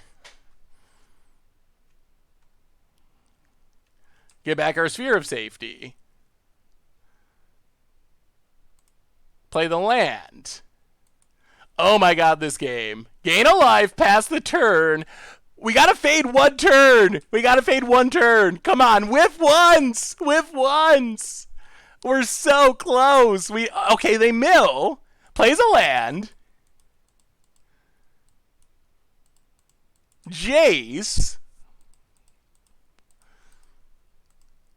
Brainstorms. Oh, they are not going to miss. They're not going to miss. They're not going to miss.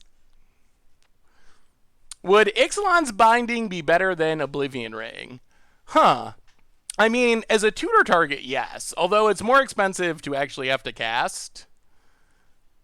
Ponent. Passing.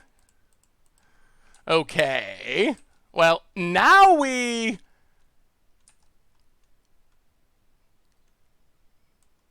what in the world is this?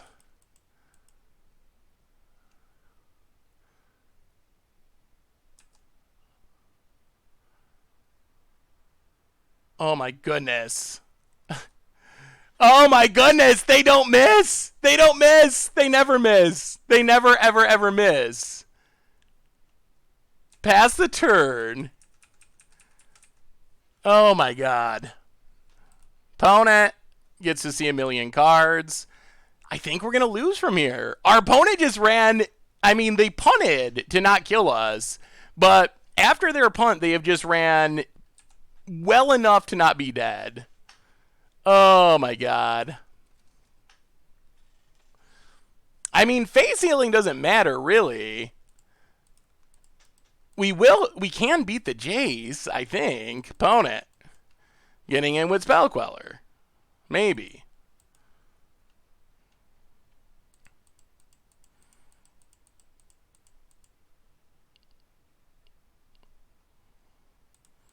If they have another remand, I am going to be so upset. Enduring Ideal.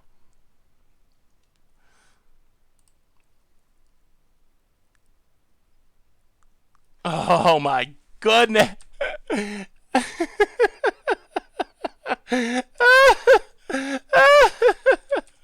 Oh my god. And that's game. If we fetch, we die to Spell Queller. We can't fetch, we just die. Uh,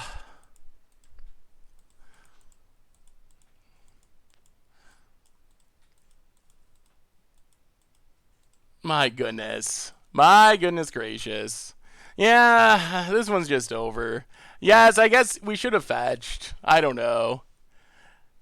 That was not the right play. I think I'm just getting a little sloppy. Oh my goodness. Oh, this deck. Ugh. Yeah. Well, Sandworm would have not changed this. Like, the same problems would be going on. And our opponent could have killed us a million turns ago if they had crypted correctly. Ponent. Yeah, I'm wondering how someone managed to... Alright. Let's see if they do this properly. But yeah, I think it's over. How did someone 5-0 with this deck? I mean, I guess if you just hit the... Our deck has done what it's wanted to do. The deck is just misbuilt in a way where it can't actually kill people effectively. Like, I feel like this shell, if you change like 2 cards and added in 2 legitimate finishers, that we would be easily be 2-0 right now. Like, if our first tutor target each time was a way to kill our opponent, I think we'd be 2-0 instead of 0-2. So I feel like this is one of the cases that the deck is, it's really close. Like, whoever built it probably got like 70 of the 75 cards right. But those last 5 cards have been absolutely brutal. You've just not sandwormed properly. I mean, we went through the whole line with Sandworm and what causes us to win and lose. So, I mean, remember, our opponent did have Cryptic Command. They punted with it and didn't bounce as they should have. But if we get our... In that scenario, if our Sandworm Convergence gets bounced by Cryptic, we literally can't win. We're dead on the spot because we don't actually have a way to kill our opponent from there. I'm sure there was probably some ways we could have played better. Not denying that. Well, if we fetch a Dovescape there, we're dead on board. So I don't think that was the misplay. I'm sure there probably was something, but we couldn't get Dovescape or we'd literally be dead. And if our opponent Cryptics our Sandworm Convergence, we're also just dead and we can't actually win. So Forest, Arbor Elf, go. Should have played my Dragon Tempest deck instead. The Dragon Tempest deck was fun. I remember that one, Veriment. That was a super spicy deck. Underworld Dreams. Underworld Dreams would get the job done as opponents draw cards. What other options are there for finishers? Boy, blue decks. Everyone's on the blue decks. Oh boy, drawing Dovescape. Well, Abundant Growth, draw a card. Temple Garden, tapped. We'll get him for 1, I guess. Pass the turn. I feel like the shell has worked well, though. I don't feel like it's just that blue-white Enduring Ideal is better. I feel like the deck is just missing a couple of key pieces. Like, a way to close out the game. Because, like, the game against Berfo, our deck did exactly what we wanted it to do, but it didn't matter because we couldn't win through it. Armor, welcome to the Fishbowl. Thank you for your subscription. Big soup cheer for our new subscriber. Yeah, Form of the Dragon, I think, would be the card I would add in first. Some way to just, like, throw damage at our opponent's face. And then there's other big things that could be good. Like, Cruel Reality could be fine.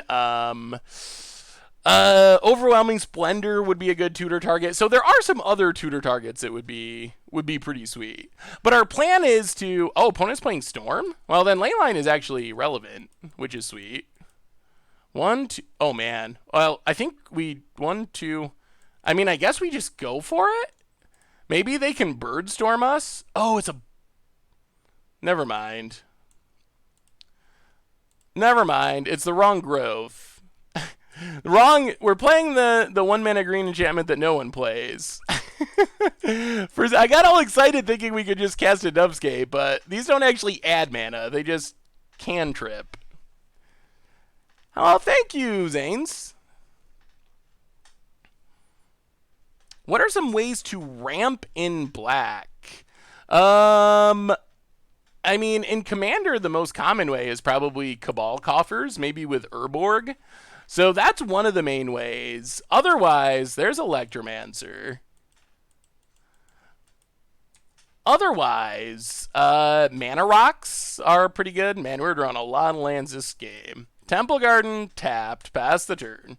Our opponent can... They do have ways of beating Layline. They can just make 1,000,000 goblins. We do have ways of beating 1,000,000 goblins, but we'll see how this goes. Ponent. Getting in with Electromancer. Yup. Down to 17. And Electromancer. Sure. Now we actually want a way to stop these creatures from attacking. 1, 2, 3, 4. 1, 2. Windswept Eve. Crack it. Do we want to play the Dovescape game? Can we win the Dovescape game? We can try. We can cast it. And then we can Enduring Ideal to make 7 1/1s? Is that enough to race our opponent?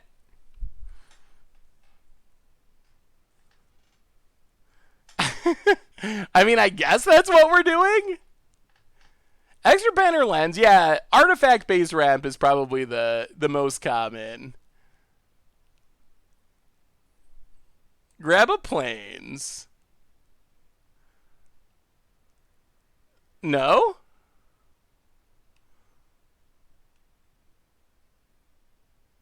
That actually doesn't... You can't Enduring Ideal Dovescape. We have Dovescape in our hand, so we can't tutor it up. And it doesn't actually counter it because we're not casting it. We're just putting a copy on the stack.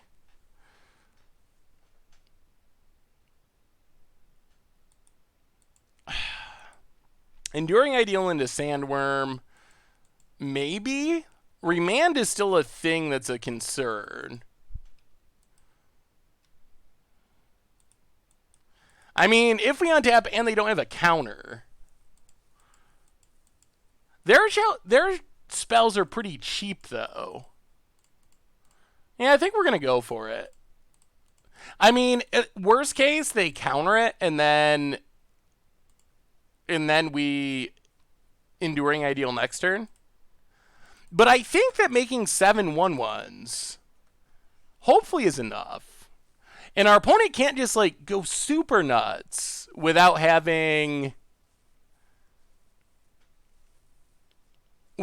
their rituals resolve. So they're just casting spells that are making 1 or 2 birds. We have spells that just make huge chunks of birds. I think we're fine if it resolves. Alright, opponent remands. Yup. Yup. Well, pass the turn.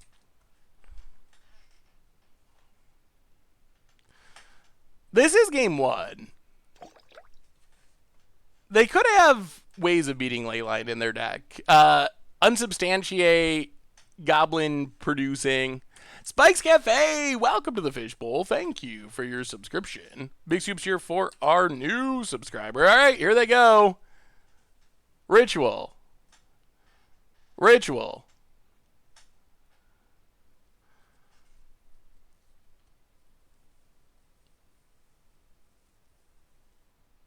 All right, there it is. Repeal. Well, that's the way to do it.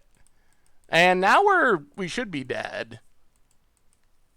Boy, we're not going to win a game with this deck, are we? Ponent. Serum Visions. Well, I wish we had resolved that Dovescape. Would have been helpful. Steam Vents, untapped. I mean, maybe they fizzle from here. They haven't shown a gifts yet. Grape Shot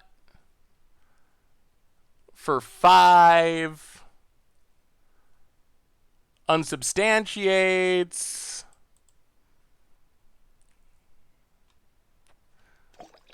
Grape Shot for 6. I guess that there's for 7. So yeah, I think we're just dead. Frustosi for the 11th month in a row. Welcome to the Fishbowl. Thank you for your subscription. Big soups here for our new subscriber.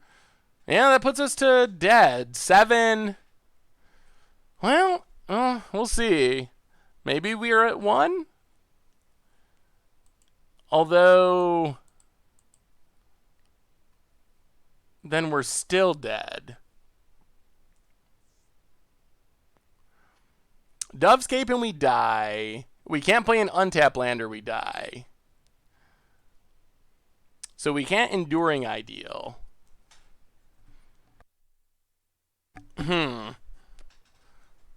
Yeah, I think that still just leaves us dead, unfortunately.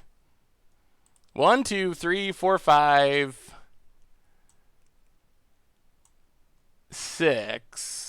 We cast Fertile Ground. It's the same. 1, 2, 3, 4, 5, 6. Yeah, dead to Electromancers. Alright. Well, we do have some cards for Storm. Our deck actually seems like it has a million sideboard cards for Storm. Rest in Peace.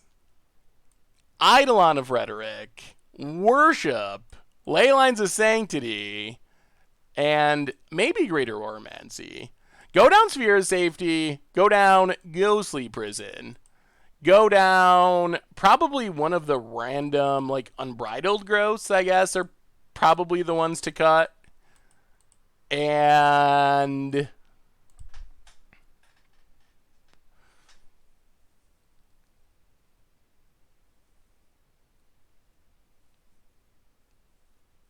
we can't fetch at 1 life. I mean, you can fetch, but then you die. We couldn't fetch up a land. We would be dead before that. We would be dead before that happened. Why is Worship awful? Because it, Is it that awful? I mean, I guess it makes our opponent kill all of our creatures. What would we rather have than that? I don't know if giving our permanents hexproof is good enough. I mean, I guess fizzling a bounce spell on Layline or something?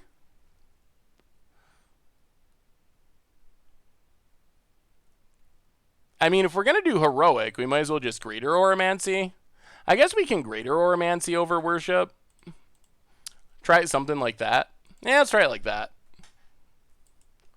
Eidolon of Blossoms is too slow. Well, hopefully we're ramping into it on, like, turn 2. And we don't have that many other things to bring in. It's not like we're cutting a ton of relevant things. Well, we got Eidolon of Rhetoric. That's a good card against Storm. We are on the play. We don't have turn 1 ramp, but we have 1 Ghostly Prison still, if they go on the empty plan. So we have 1. We have 1 Ghostly Prison. I don't think we need more than that, since we can hopefully tutor it out. Well, Greater Oromancy, or land go. We also get to protect this Eidolon with Greater Oromancy, potentially. Opponent plays a tap land, and passes. Well, play the plains and Oromancy. Pass the turn. So if our opponent taps out for a Brawl, we tap out for a Shrouded Eidolon of Rhetoric. I mean, they have ways to bounce it, but with the extra layer of protection from Greater Oromancy, it's a little bit better here. Ponent. Snow-covered island. And there's Brawl. Alright, well, it's Eidolon time. At least this is going to slow our opponent way down. Play the forest, get down Eidolon. Pass the turn. Eidolon Rid Shroud seems pretty reasonable. Ponent.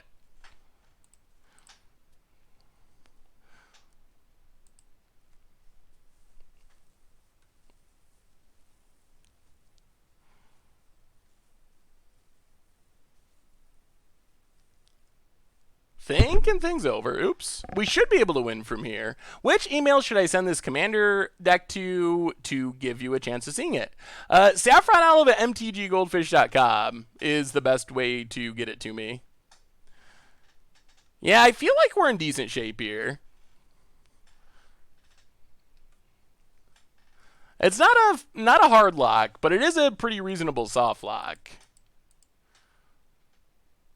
Artifacts or enchantments could be a good this or that. We haven't done a this or that in a while. Maybe we'll do another this or that at some point. Ooh, O-ring, eh? Well, play...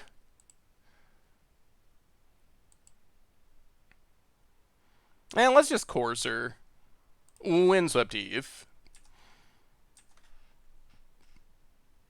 Pass the turn. Ponent. Is it possible for them to end a turn bounce Auramancy, untap bounce Rhetoric? I think that's what they gotta find. They gotta find basically 2 bounce spells and do exactly that. And they gotta find it before we find another layer of protection. If we find like a Dovescape or something. But they could do it with 2 bounce spells. It is possible. What were the matchups? We lost to Merfolk and we lost to Blue-White Control. Both times we did what our deck was trying to do, but I feel like the deck needs an additional finisher. I think is kind of what we are lacking. Because we're trying to win with worms, and the worms have just... Against Merfolk, they were able to just clog up the ground so much that we weren't actually able to win through the worms. Get a Temple Garden. All right, Arbor Elf on top. Well, untap.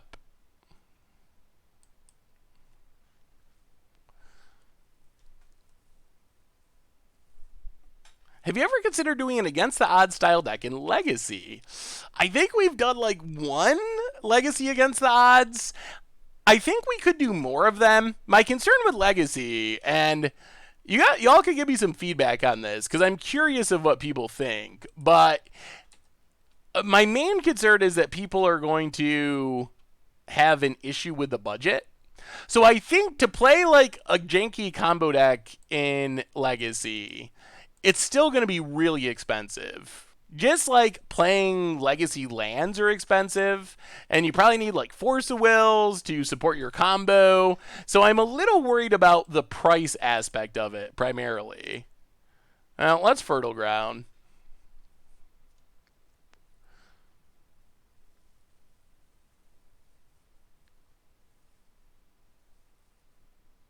Pass the turn. Can we... I don't think we can attack because of Lightning Bolt. Block plus Lightning Bolt on Eidolon. The people care about budget on against odds. You would be surprised. I actually get a reasonable number of people talking about the budget on against odds decks. Ponent passes. Oh, play Misty. Ooh, Passaggio. Play... Fertile Ground.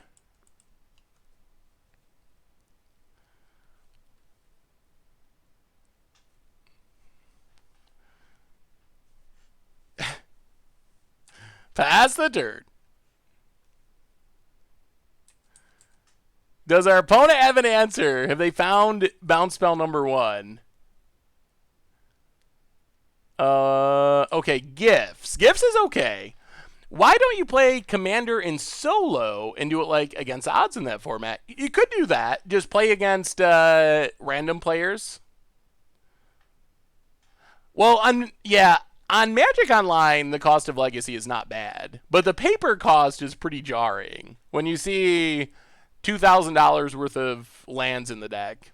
Awesome, thank you, Canistropus. I love Legacy. I'd be excited for more ATO Legacy videos. Yeah, I think we did Legacy Kobold, and I think there was a spoiler one for diminishing returns. They're not going to cast bounce spell number 1 until... Yeah, they got to do it all at once.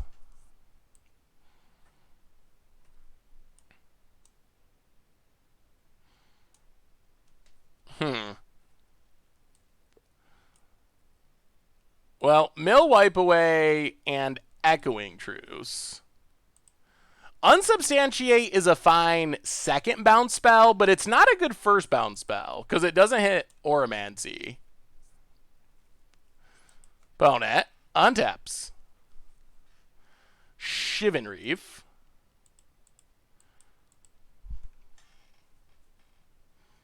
Yeah, Kobolds, I think, were they vintage and then we switched to Legacy, I think. I don't think we're going to keep Passaggio. Let's crack Misty. Get a Temple Garden. Layline.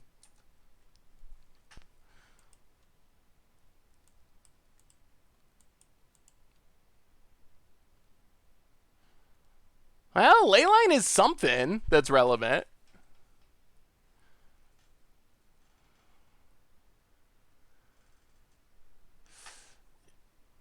Yeah, I don't know if they have the repeal in hand or if they were just trying to get set up for that possibility.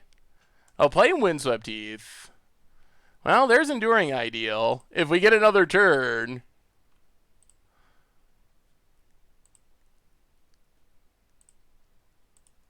Play Layline.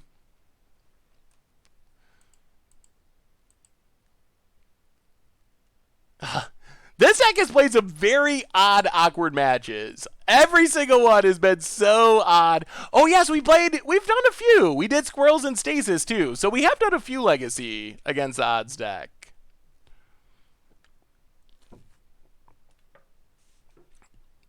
I moved recently. The new LGS only does Legacy events. Weird.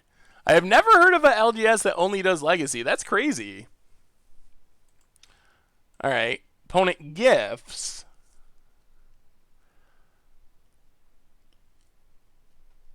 We might be okay, though. Because the opponent can't cast another spell this turn. So they're going to have to... This might be just enough. Good lord. Do you think it would be worth trying Legacy version of Double Moonwalkers? Maybe. I mean, Blood Moon's good, and you could play a bunch of Planeswalkers with it. Moonfolk Tribal, in honor of Tomer. Moonfolk Tribal against the odds. So I think that since our opponent can't cast a spell here, I think we're probably good. So they have to do nothing on their turn. Remand, negate, Past in Flames. Well, so many counters. Mill the counters. Layline resolves. I mean, unless they can just straight up kill us. If they have it in hand and can kill us this turn, then we're dead. All right, not dead. Not dead. Not dead. Oh, man, we might actually be getting there. Yeah, opponent has to spend our turn bouncing Auramancy. Then their first spell has to bounce Eidolon. And on our turn, we're going to cast this Enduring Ideal, which they have to deal with our Enduring Ideal, which means they can't bounce Auramancy. So at least we're not dead this turn cycle. But if they spend Unsubstantiate on Enduring Ideal, that means they don't have it to answer Eidolon. So that's still pretty fine for us. Opponent discards. We draw Enduring Ideal.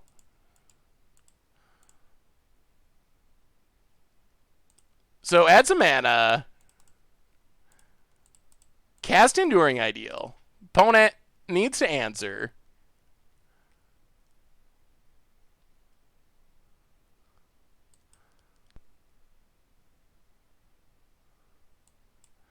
All right. Wow, they just let it go. Okay. Well. Now I guess we just take Dovescape and put an end to these shenanigans. All right. Dovescape, go. And now we should be fine. Now we're back to where our deck always is trying to get itself to. Which is trying to win with the Werves. Opponent can start making birds. Oh my god. This deck. Oh my goodness. I wish we had a faster win condition. Do you think Free Win Blood Moon is viable now, or does it too often lose to Harden, Affinity, Vengevine, etc.? I think you can build it with those decks in mind. And opponent scoops it up. All right. We're staying sort of on the winning track-ish, relatively. Keep winning one game each match. All right.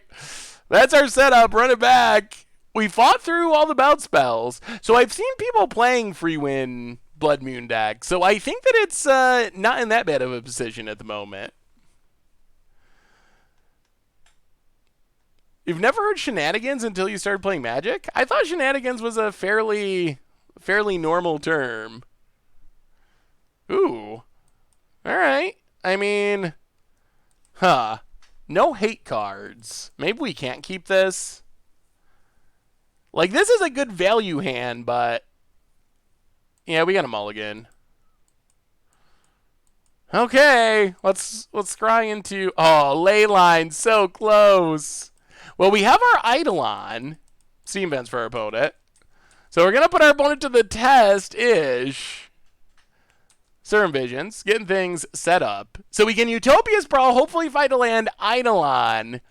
And then just hope and pray. Yeah, we got to play some more Free Win at some point. That is a pretty sweet deck. Ew, more Eidolons. Well, Forest, Utopia Sprawl. On white. Not drawing a land would be less than ideal. Ponent. Same events, untapped. Well, come on, land. Untap land, not Misfill Plains. Please, not Misfill Plains. Ugh, alright, well. Rest in Peace is better than nothing. It's not Eidolon good, but it does help. What is the most fun jank deck you've ever played? Oh, Lord. There's too many. I don't even know what the most fun one is. I know I really enjoyed the Eminent Domain deck that we played for Budget Magic yesterday. I don't know if that would be the most fun ever, but it was definitely super fun. I forgot how much fun that deck was.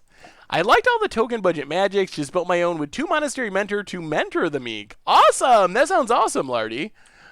Verishia, welcome to the Fishbowl. Thank you for your subscription. Big scoops here for our new subscriber. Ponent, brawling in. Land?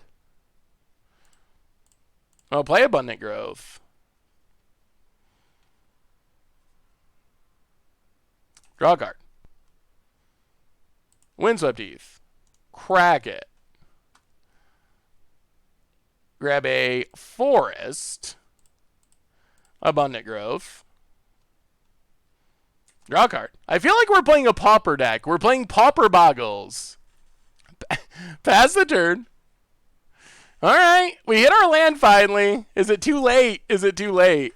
34 Rhinos was great. I really appreciate the name Eminent Domain. That legal reference, though, at first glance I expected Maka Rioter's Domain. I guess that name would fit there too. Oh, Unexpected Trod. The fact that it kind of worked, I think, was the best part. When you actually hit with unexpected results, not much is better than that. Ponent gets it down to 17. Yup. Passes. Well, I mean, play Eidolon.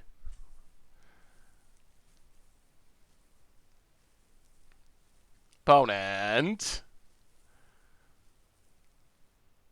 Alright, cast the gifts. Getting things set up for the future.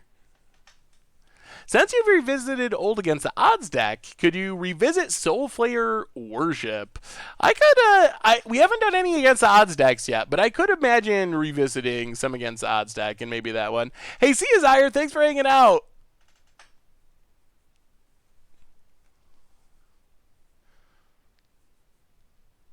Dubious Challenge is another sweet one.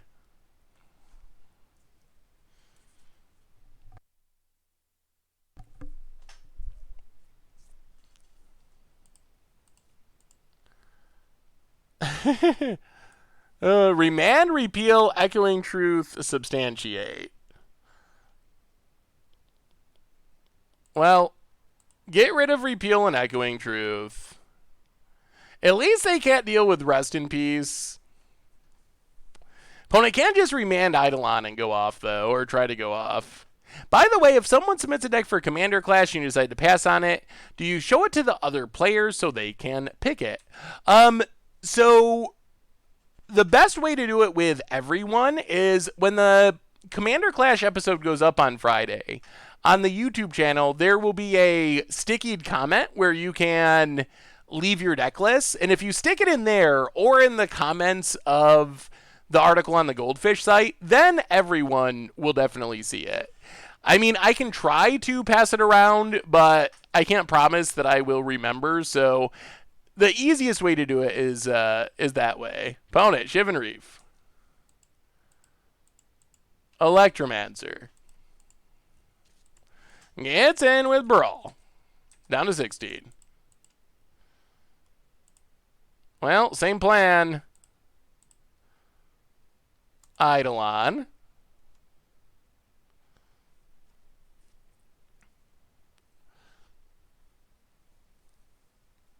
Opponent lets it go. Play Misty. Pass the turn.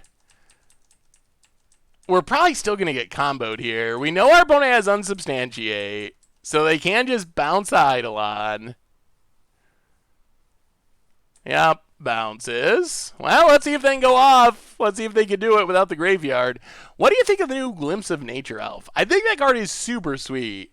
At 4 mana, it might be too much for Modern. It's going to be close, but it is definitely a super sweet, powerful card. Ooh, Thing in the Ice. Okay. I did not come prepared for Thing in the Ice. And here our opponent goes. Going to try to combo off.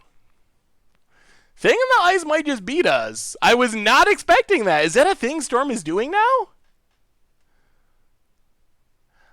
More gates are fine. I think gates are really fun. It'd make for good like casual decks and against odds decks. Not super hopeful that it'll be like a standard deck, but you never know. Sleight of hand. Yeah, this Thing in the Ice. I guess at least when it flips, it bounces all of our opponent's creatures, too. Opponent gets in. Hits us. Down to 13. Ooh. Alright. Well. Oblivion Ring.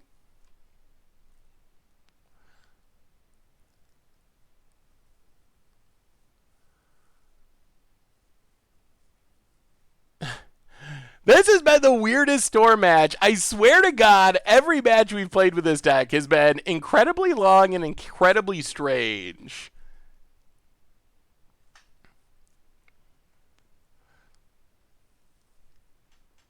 Alright, get rid of Thing in the Ice. Pass the turn. Opponent untaps. Land. 3 cards and no graveyard is not a lot for comboing. Opponent. Manamorphose. Ooh. Heartless Summoning action. Opponent's Eagles. That looks like a fun Heartless Summoning deck. Down to 10. Temple Garden. Well, try it again. Eidolon. Temple Garden. Pass the turn. Are we going to get there? Are we actually going to get there against Storm? Is there hope? Ponent goes attacking.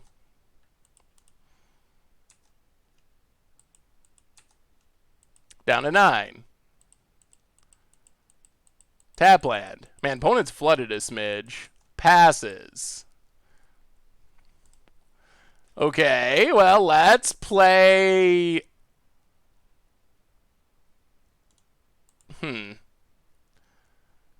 Courser. Crack Misty. Get a Forest. Dovescape on top. Ugh. Boo. Play Arbor Elf. Oh, just kidding. Just kidding. You didn't see that. You didn't see that. We have an Eidolon. Pass the turn. I've been building some ultra budget decks for me and my friends to play casually. What do you think? Let me take a look. Ooh, Bloodhall Ooze. Bloodhall Ooze, there was a time when people thought that was going to be a thing in Jund, and it never quite caught on. That looks like a fun ultra budget deck, though. Ponent. No attacks. We draw our Dovescape. 1, 2, 3, 4, 5.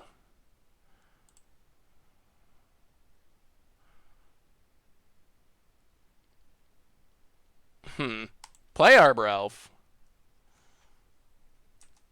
Pass the turn.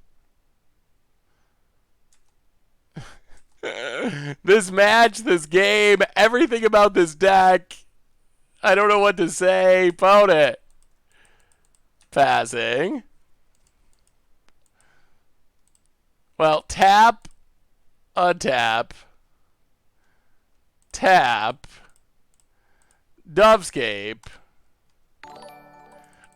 Good God.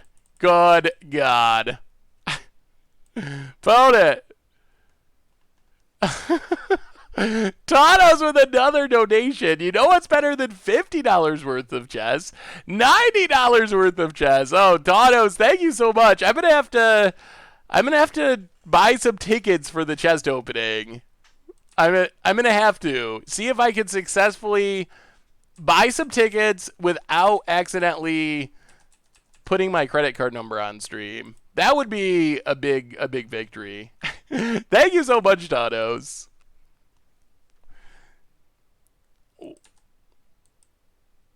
Okay, wipe away to make birds. Split Second does not get through a triggered ability like that. This has been the weirdest match. Oh my Lord Almighty.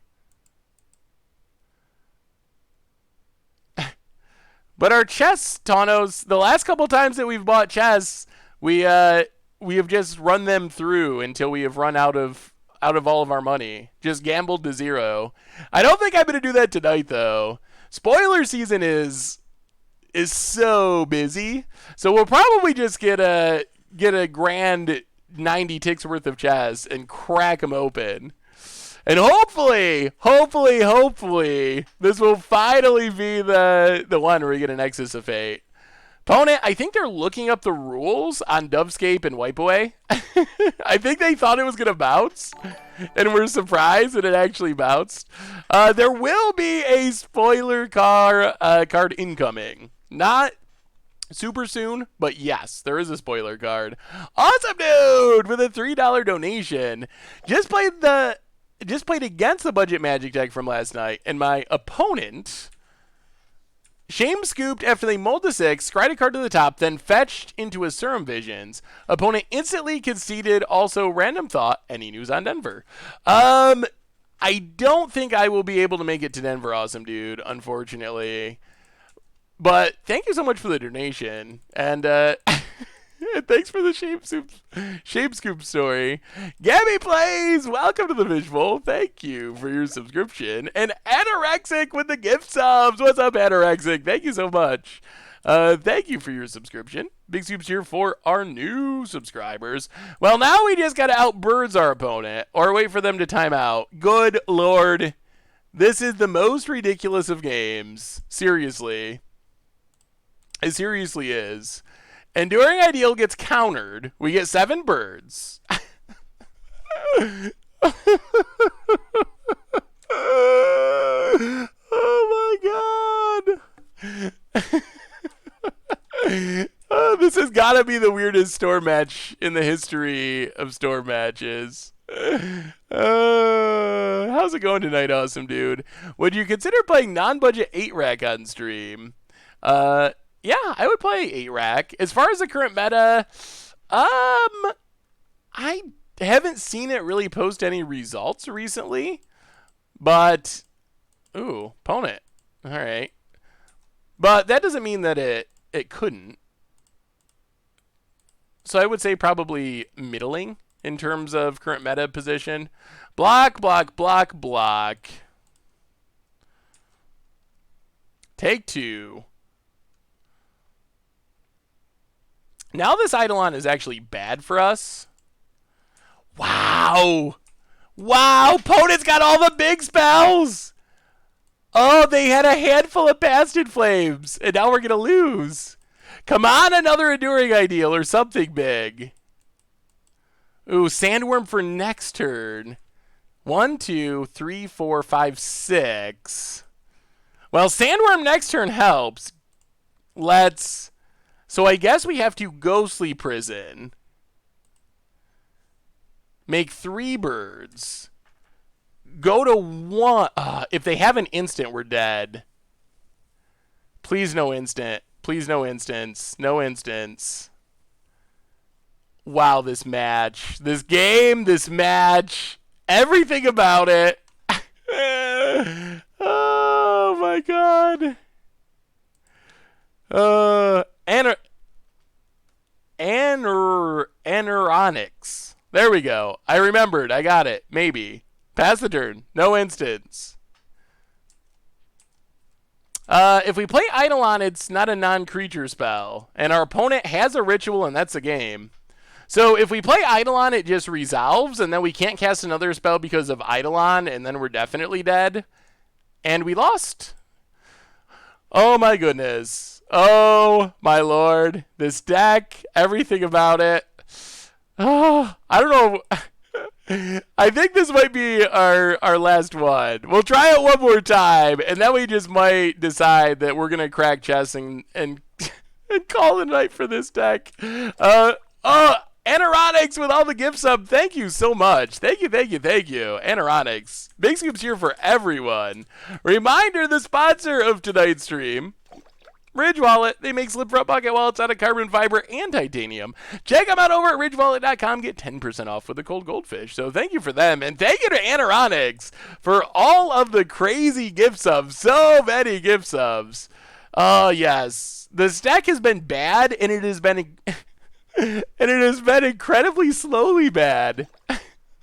Every match is like an hour-long grind, only for us to lose in the end. D-Boy, welcome to the Fishbowl. Thank you for your subscription. Big scoops here for our new subscribers. Taunos and Annoyingness are sort of like unofficial sponsors with all the gift subs.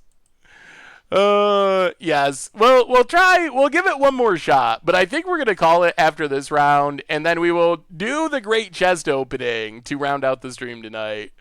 The deck is crazy. I wish we had a way to close out the game a little bit quicker. Momir probably unlikely tonight. This has been the longest games, and we still have $90 worth of chest to open. So we'll see. Maybe on Thursday we'll get to some Momir action. Yeah, thank you so much, Taunos and Annoyingness. Yes, Taunos is one of the biggest supporters of Magic streamers, which is super amazing. Super, super, super cool. All right. The subs just keep popping up. All right, here we go. One last chance for this deck. Either we win and we can feel somewhat redeemed, or we lose and we go and open a bunch of treasure chests and hit a Nexus of Fate. Win or lose, something's happening. Something's happening. How'd it go? We have lost 3 matches. Every one we have won 1 and 2. At least 2 of them I feel like we could have won if we had like one different card in our deck. It has been ridiculous. The deck is close to being good, but it's not quite pulling it off. All right, Temple Garden. Maybe this might be the matchup. Drawing our Dovescape. Boo. Boo. We want you in our deck, Dovescape. Hopefully our opponent is playing like a Todd Stevens value deck. I think we can outvalue a Todd Stevens deck. That's a Scavenging Ooze. That's a Todd Stevens card, if I've ever seen one. Ooh, more Arbor Elves. Well, Temple Garden, untapped. Play Fertile Ground. Yes. Untap. Tap. Play Unbridled Growth. Play Arbor Elf. Pass the turn. Okay, things are looking good. Things are looking good. It is 3-game tribal. And also, no Wind Tribal. Wins up to for our opponent. Photogrex. Hey, what's up, Drunken Duckin? How are you tonight?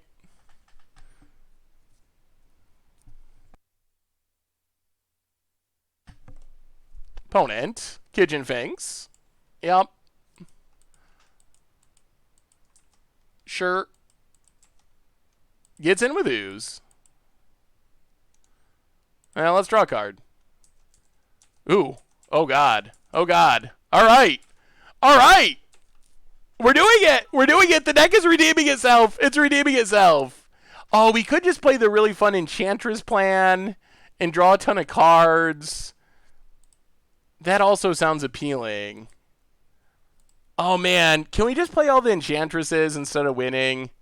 What? Oh, I did not see your question, McDaddy.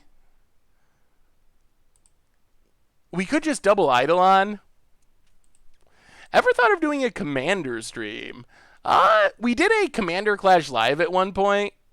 All right. All right. We'll do the right thing. Enduring Ideal. Oddly, our Dovescape is in hand. Oh my God. This might not be the right thing. Well, take Sphere of Safety. The problem is they could have a thing that would beat this. They could. If they have a... Oh, my God. They could have Quasali Pride Mage. I think we should have went Eidolon of Blossoms. We're going to lose. Oh, my goodness. The fear. I mean, we could get Sandworm, but once that dies, we're out of things. All right, we'll get it. We'll get it. No attacks. Ponent. We'll get Sandworm this next turn, I promise. Knight of the Reliquary. Okay. Temple Garden. Okay. Well, we copy. I guess it's Sandworm time. We're going to try. Sandworm Convergence. Pass the turn. Start making worms. Worm number 1. Well, no, I'm afraid that it's going to die. That's a... Oh, all right. Ponent scoops it up. Thank goodness.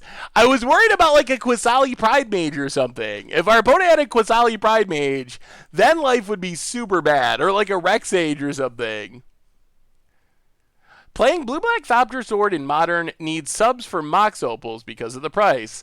McDaddy McFly, that is a tough one. Mox Opal is not only one of...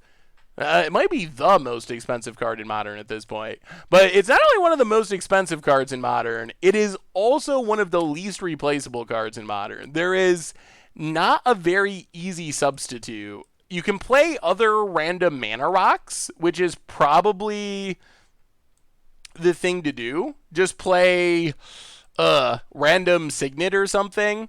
Demir Signet maybe. But there is not anything that's even close to doing what Mox Opal does. So we really got to hope that it gets reprinted. Because it is very hard to substitute. Why does this deck not play the White Enchantment God? It certainly could. There's a lot of things that this deck could play. And the White Enchantment God is on the list. Verdant Catacombs. Ponent, passing. Alright. Forest. Abundant Growth.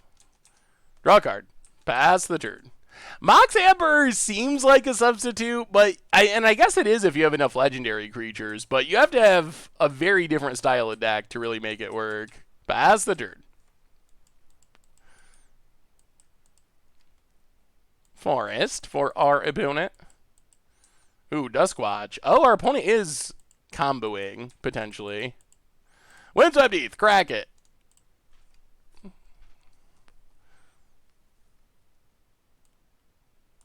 Forest.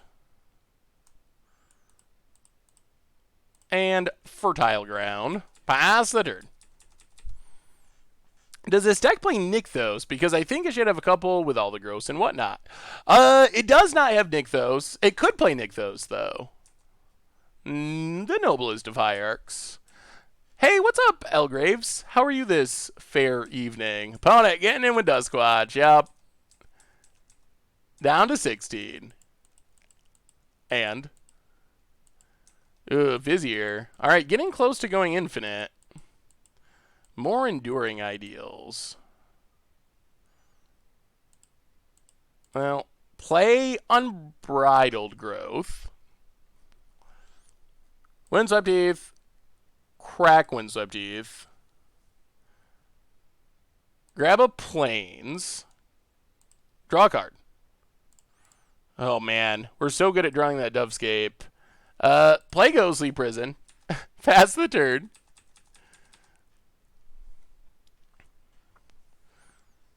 I mean, Nykthos could potentially get you into Enduring Ideal.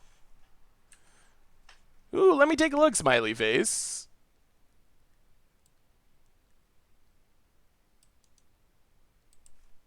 Opponent. Passing and flipping. Ooh. 1, 2, 3, 4. Man, we can't do anything? That's not great. Well, Mistville Plains go. That deck looks fun. It's like a Innistrad tribal deck. Innistrad standard deck.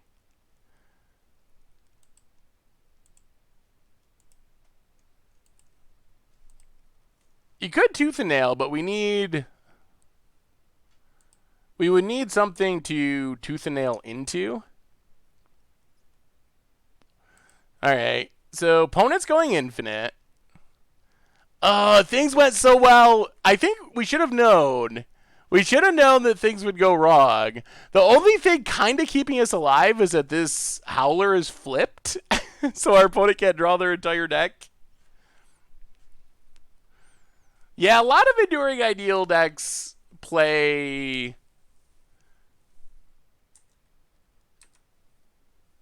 A lot of Enduring Ideal decks play Lotus Bloom. We have a different style of ramp, though. Sergeant Memorial, welcome to the Fishbowl. Thank you for your subscription. Big Soup's here for our new subscriber. All right, opponent hits a Duskwatch, so they can draw their entire deck, kill us eventually, and we will scoop it up. Ooh, Modern Mael. That's spicy. All right, come on, deck. One last chance before the great crackening of Packenings. Can we win a match with this deck, or are we going to have the classic 0-4? Ooh, Congregation had drawn. A long time ago we played a deck around that, and it was fun. I can't remember what the combo was. I think it was the random... Well, we gotta mulligan this. I think it was the random... Enchantment. Descendants Path, I think it is. That's a fun idea, though. I like it. They can't use Infinite Druid to pay for Prison. Couldn't they? Couldn't they just do it during combat? Can't they make infinite mana whenever? Yeah. Layline breaks Ballista. The thing is, they draw their entire deck, so I don't think that... Eidolon, eh? We do need a land. Eidolon is... Let's keep Eidolon. Eidolon on top. Temple Garden, untapped.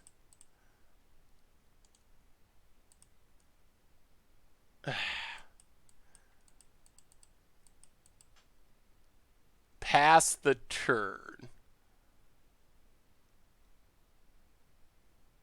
Yeah, less Abundant Growth. I was thinking about waiting. We're just going to draw it, though. Draw the card, pass the turn. So I assume as they draw their entire deck, they probably have an answer. Some sort of creature, like a Rexage, to deal with it. We have won a game every match, but we have won a match exactly 0 times. Birds of Paradise for our opponent.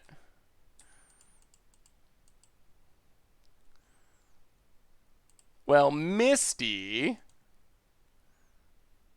Crack it. Get a Forest. And Utopia's Brawl. Pass the turn. With Supreme Phantom in Standard, do you think there's a possibility that new spirits will continue in Ravnica? There could be some spirits on Ravnica, I guess. We didn't. We got outbirded against Storm. Devoted Druid. Well, now we probably got to take the turn to kill Devoted Druid.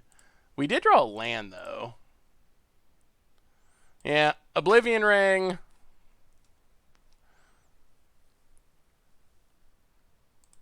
Get rid of Devoted Druid. Play Misty. Pass the turn. Will we be playing Red-Black Munitions? Maybe. I've had a hard time getting myself motivated to play Standard with it rotating so soon. But maybe we'll do a stream of it. Just because it is a fun deck, even if it's rotating. It's got a lot of really cool stuff. Wookiee of the Year! Welcome to the Fishbowl. Thank you for your subscription. Big scoops here for our new subscriber. What are the chances that Azur sees playing new Standard? Yeah, maybe we gotta wait for the next set to see spirits, or a lot of spirits, with Orzhov Guild. I think it's pretty unlikely that Azur breaks out in Standard. It's just, very easy to kill without getting any value out of it, or like fairly easy to kill without getting any value out of it. Even its trigger, if it somehow guaranteed that you'd get one attack, then it would probably be fine. But even with its like pseudo protection, it still just dies to an instant speed removal spell before you get to Sphinx's Revelation. So, Golgari Ascension. That looks cool. Ooh, Muani Beast Tracker. Twilight Prophet, I mean, if you can ramp into it and get it turned on, it's a really powerful ability. All right, opponent passes.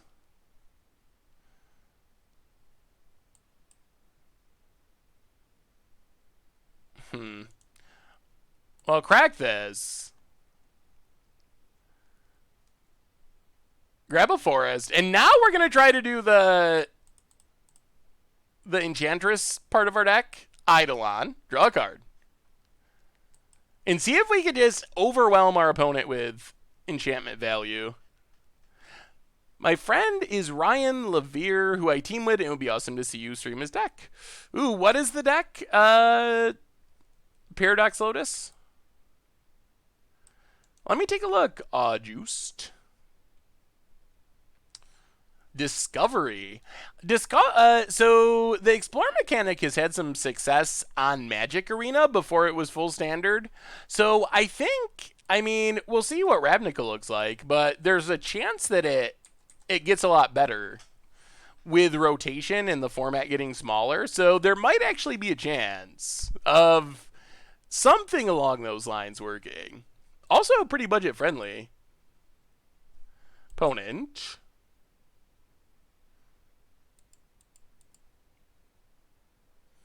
Huh? Collector. Give your opponent a non-land card you own from outside the game. Prevent the next 1 damage that would be dealt to you or Collector. I've never seen that before. Ooh, Unbridled Growth. Alright. So, Unbridled Growth. Draw a card. Yup. Sack Unbridled Growth. Draw a card.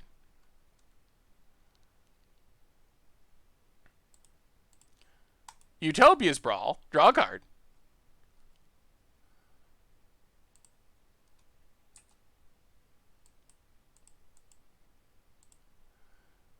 Courser of Krufix. Draw a card. Ugh. Unfortunately, it's a land. Misty Rainforest. Gain a life. Arbor Elf. So we're kind of Enchantressing. Pass the turn. Well, let's see what our opponent could do. Let's see what they could do. Do they have Cord for something? They do. All right. Yup. What do they find? If they go infinite here and we lose again. What plane am I playing for Commander Clash? I can't even tell you. You will never guess. See if you can. Oh no, they have it. Oh no, not again. What plane do you think I played for Commander Clash? There's a Vizier, of course. So, Ponent, infinite mana. Do they have a payoff to win the game? Alright, let's just F6, see if they can win. It's so sweet, but we're not going to win. And we're going to finish with a 0-4. But at least thanks to some very generous donations, we're going to get to open some treasure chests. Actually, while our opponent's making infinite mana. All right, so I'm going to pull up the... Oh, wait, our opponent's back? They did something? Oh, no, they didn't. All right, I'm going to pull up the startup screen, the countdown screen for just a second. I'm going to see if I can successfully buy... some tickets for treasure chests. But there's an additional challenge. The additional part of the challenge is not only do I have to buy tickets, I have to do it without accidentally revealing my credit card number to the stream. So let's see. Let's see how we do here with this ticket buying experience. All right. Trying it. Hang on, I can't see the chat. I'm getting our treasure chests.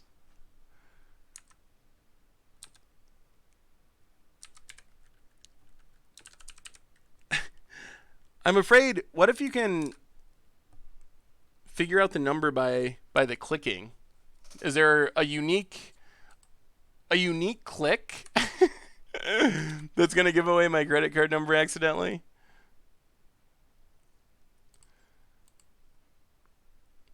And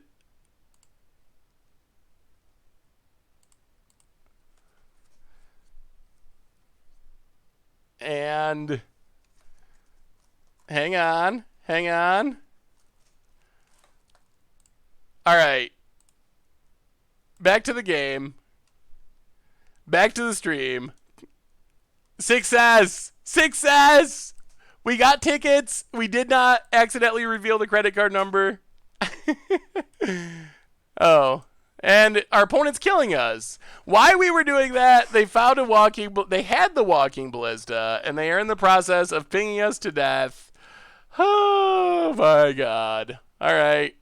Well, it's not happening. So we're just gonna say that this deck, it can win. Look at this record. Look at the record. It can win 1 out of every 3 games, and it can do it very consistently. Seriously though, we're just gonna open chests. I think we've seen what the deck can do. It does the same thing every time. It doesn't really do anything super crazy. As far as talking about the deck, before we go open some treasure chests, I think the biggest takeaway is we need one more finisher. We need one more way to actually close out the game. The deck did a good job of ramping into Enduring Ideal. I like the Enchantress backup plan. I feel like we had some issues where we were drawing our 1 combo pieces. More misfill planes would help solve a lot of that. We get our 1 misfill planes killed, and it's bad. And the biggest problem we had is we just have very minimal ways to finish the game. So we have 1 Sandworm Convergence and 1 misfill planes. Other than that, if our opponent can deal with those, and it is possible to deal with those, we just literally cannot win the game, period. So that is Enduring Enchantress. We won some games with it. We did not win some matches with it. There is good news, though. Thanks to our generous donations from Tawnos, we get to continue our quest. We have 90 tickets to spend on treasure chests to see if we can finally achieve our goal of opening a Nexus. Last run of treasure chests we opened were ridiculously bad. Like, probably the worst treasure chest that we had ever opened. So, the O5 Dream is alive. Starfield could be interesting. Although, then our stuff gets killed. That's the problem I've run into with Starfield. I think we'd want to make sure we had more ways of protecting our enchantments if we went on the Starfield plan. Oh, your friend built the red-black munitions deck. Oh, awesome. I really like that deck. So, there's a chance that we will get to play it before rotation officially strikes. How many chests does this leave us with? Ooh, chests are up to 2.32. They've gotten more expensive. Slightly. Oh, this is going to be a pretty good amount of chests. A lot of chances. Oh, there we go. I mean, I guess it was 90. We'll err on the high side. All right. 39 chests. 39 chests to try to find a Nexus. Solemnity, Phyrexian Unlife could definitely work. I want to play the Solemnity deck from our Instant deck at some point, too. The combo one, where you're trying to actually, like, kill the opponent. That seemed like it could be pretty sweet. Well, here we go, boys and girls. 39 chests, looking for our Nexus of Fate. Looking for... The 40th one would be unlucky, though. We gotta go 39. Looking for the Nexus of Fate. Also a complete set. So, treasure chest time. Moldiah Channelers. Not the best Moldiah card. I never understood why this card didn't catch on in Standard. I guess it's a little bit inconsistent, but both things are good. It's either a 5/5 for 3, which is insane, or it taps to add 2 mana, which is also very strong, but it never did anything. It never caught on. Never caught on. Do you think Assassin's Trophy can make it into a land destruction deck with how heavy on non-basics Modern is? I think that's a possibility. I could see it in a land destruction deck, especially if you had additional support. Leonin Arbiter, or lots of ways to run the opponent out of basics. Field of Ruins, Path to Exiles, things like that. Karoo Lichlord. Alright. 0 for 2 to start things off. Callblade is probably a triple rare, but good God, the worst triple rare. Mardu Ascendancy. Tidal Kraken. Boo, and Voidstone Gargoyle. I feel like we've opened that before. The most expensive meddling mage. My roommate in college ran this in his standard elf deck. Ooh, let me see Humanoid Typhoon. Ran this in his standard elf deck, but found that other things are more efficient. Soulquake, not exciting.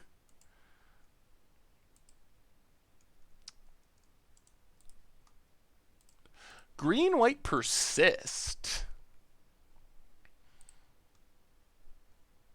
Ooh, Phyrexian Unlife. Any value? It is played. Phyrexian Unlife worth 1.57. Just barely above the cutoff for being a good card. Like, just barely makes our list. What was your question about your deck? The green-white Persist deck, Humanoid? I mean, I think the deck looks fine. So far, not great. Soul of Shanlar, Dragon Skull Summit, cast out. I don't think any of the Ixalan lands are really worth much, even though they are heavily played. 75 cents. That's true. Enchantment Prison. Cast out would have probably been good in our deck. Cycling it is relevant. 30 play points. Best open so far is 30 play points. We just got to stop opening. Ooh, Time Twister. At first I was excited. It's so bad. Tanos, thank you for the gift sub to Dale's Cards. Thank you. Welcome to the Fishbowl. Big scoop cheers for our new subscriber.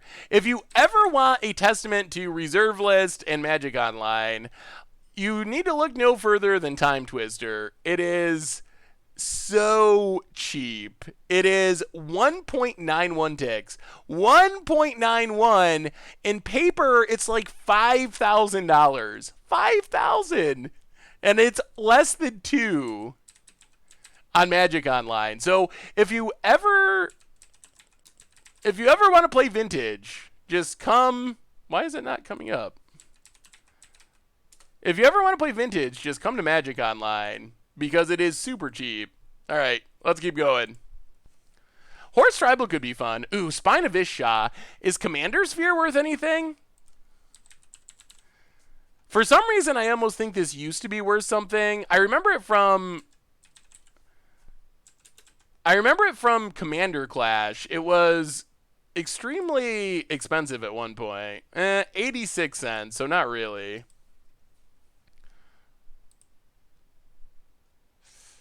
Yeah, we have some amazing gift subbers. Sage of Ancient Lore. Ugh.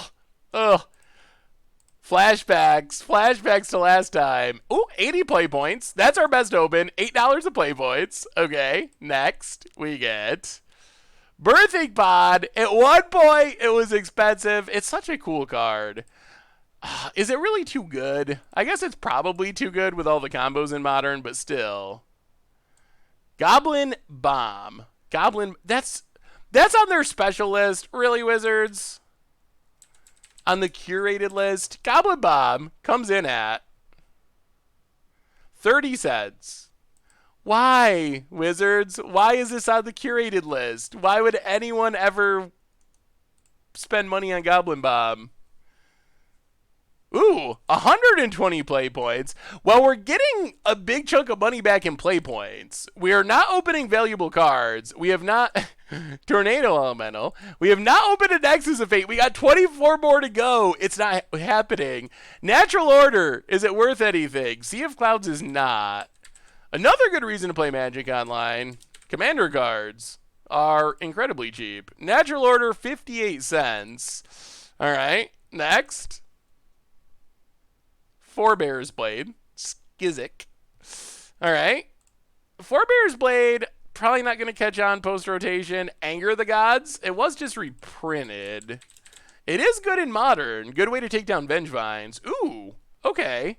It's actually like 1.71. All right. On the good list. It's really crazy how much treasure chests have reduced the cost of cards on Magic Online. Oh, Wildfire!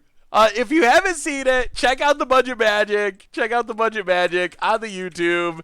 We wildfired people. It was amazing. It really is worth checking out. It's such a fun deck.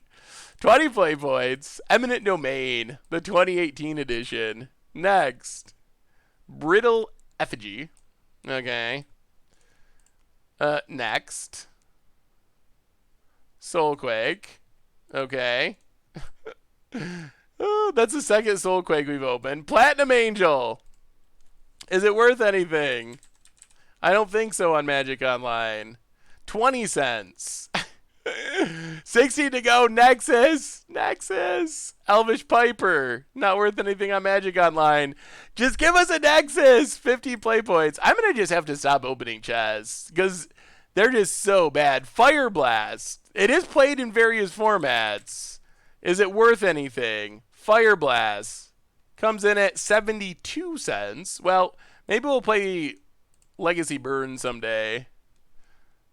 Mycosynth Golem. Vexing Devil. Anything? We're getting desperate now. Vexing Devil. Just over $1. Mycosynth. That's worth a lot in paper. It seems like the kind of card that's worth a lot. Mycosynth, it's never been reprinted. $15 in paper, 27 cents online. All right, 12 to go. Nexus, 40 play points. We have got like $20 of play points, maybe more, maybe like 25. Kiyoki, Sanity's Eclipse. Maybe we'll return to Kamigawa someday, and that'll be awesome.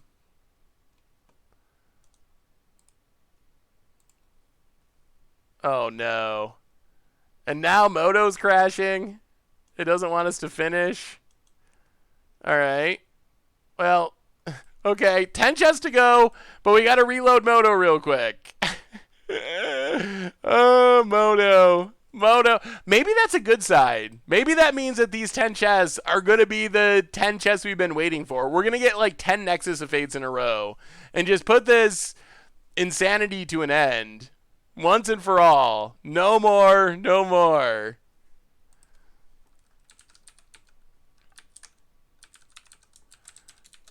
All right.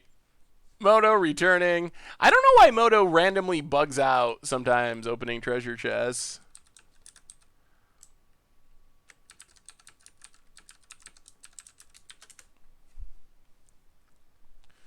All right, reloading.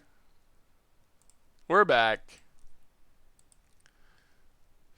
Yeah, Fire Blast is very good in Pauper. It's just not really worth much of anything. What the cheapest Blood Moon deck is? Ugh.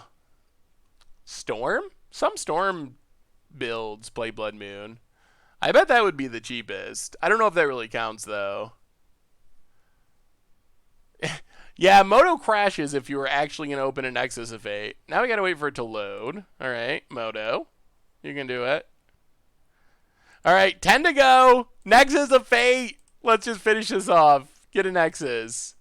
Pulse of the Tross. Okay, that's not a Nexus of Fate or a card that we ever needed. Dynavolt Tower, quickly rotating. Grim Patron is cool, but not really worth anything. Oh man, these have been the brutalest of chests. Jace's Archivist, nice casual rare. 7 to go, Nexus, complete set. Nakarta Revenant, expensive and paper, not a Moto. Oh my god. We are the worst chest opener. Tassiger the Golden Fang. Any value. Tassiger, the Golden Fang. 1.12, not even over 150. 5 to go, Nexus. Captain of the Watch. Not worth anything. 4 to go. We've never opened a Nexus, and we are never... Ooh, Ulamog. Oh, it's not worth... Triple rare, triple rare. Nightveil Spectre is a card I really like. Oldemog. Where is Oldemog on the price scale? Original printing. Rise of the Eldrazi. 2.75. That's actually the best card we've opened tonight. Oh my god. 3 to go. Nexus. Fetid Heath. Does Fetid Heath have value? Fetid Heath. It was in Masters 25, so no. 23 cents. 2 chances for Nexus of Fate. Odric. Lunarch Marshall. Well, last one. Here it is. Nexus. Nexus. 30 play points. Aurora Champion. And there goes our treasure chest. It's so ridiculous. It's never going to happen. It's never going to happen. Well, Tawnos, I appreciate the donation. If I was you, I would stop donating for my treasure chest because I am the worst treasure chest opener. If there's one thing that we have proved with all of Tawnos' very generous donations, I am the literal worst treasure chest opener in the history of Magic. So bad at opening treasure chests. It really is. It really is. We've probably got like $10 worth of $10 worth of value. Actually, no, we got like $35 of play points, and then probably like $10 worth of cards. But oh Lord Almighty! Well, thank you so much, Tawnos. It's always fun, and you never know. One of these days, actually, they will update the chest when Guilds of Ravnica releases, and then the value will go up. Then the value always gets lowest right before a set release, and then it gets propped back up when they change it for the set release. So. I can't open this. This is all the gold border Planeswalker deck cards. You do not want those floating around in your collection. My question was, do you think the deck could work using +1/+1 counters to reset persist creatures and overwhelm the opponent? I think that it can. I think that it will struggle in fast combo matchups, but I think that it can play a pretty good, fair game plan of generating value and getting some wins that way. So... what is all the F's for? Oh, F to pay respects. All right, everyone. I think that wraps it up tonight. So that was a rough one. We won some games, didn't win any matches. We cracked some chests, didn't open anything good. Good news is there's always another one around the corner. So we'll be back on Thursday with another one. One of these days we'll play a competitive deck that actually does some winning. Oven, welcome to the Fishbowl. Thank you for your subscription. Big soups here for our new subscriber. They just get in the way, and you can't actually the Planeswalker deck cards. They get in the way. There's no way of getting them out of your collection without going through like customer support, and it's a huge hassle. And they're not legal in any decks, so they just like clutter things up for no benefit really. Oh man. Anyway, well, Taunos, I always appreciate your donations, and I will crack chess whenever you do donate, and I will enjoy it every time. And you never know, someday we might actually open it, so I really do appreciate it. Thank you, thank you, thank you. Anyway, everyone, on the way out the door tonight, Replay YouTube. That's where you can find all the old streams, including this one, in the future. Normal YouTube, tons of Guilds of Ravnica spoiler stuff, a sweet budget magic from last night, a surprisingly sweet Against Odds going up tomorrow, so keep an eye out for that. Merch page, tokens, t-shirts, playmats, the sponsor of tonight's stream, apart from our unofficial sponsors with all the donations and subs. So thank you again to our unofficial sponsors. But it's Ridge Wallet. They make slim front pocket wallets out of carbon fiber and titanium. Check them out at ridgewallet.com. Get 10% off with the cold goldfish. And yeah, thanks to all of you for hanging out, sticking with us through the plumber's visit for no reason and through the wacky stream. You all are amazing. I love you all. I will see you on Thursday for another one. Until then, enjoy the middle of your week. Enjoy the Guilds of Ravnica spoilers. So yeah, I'll see you on Thursday.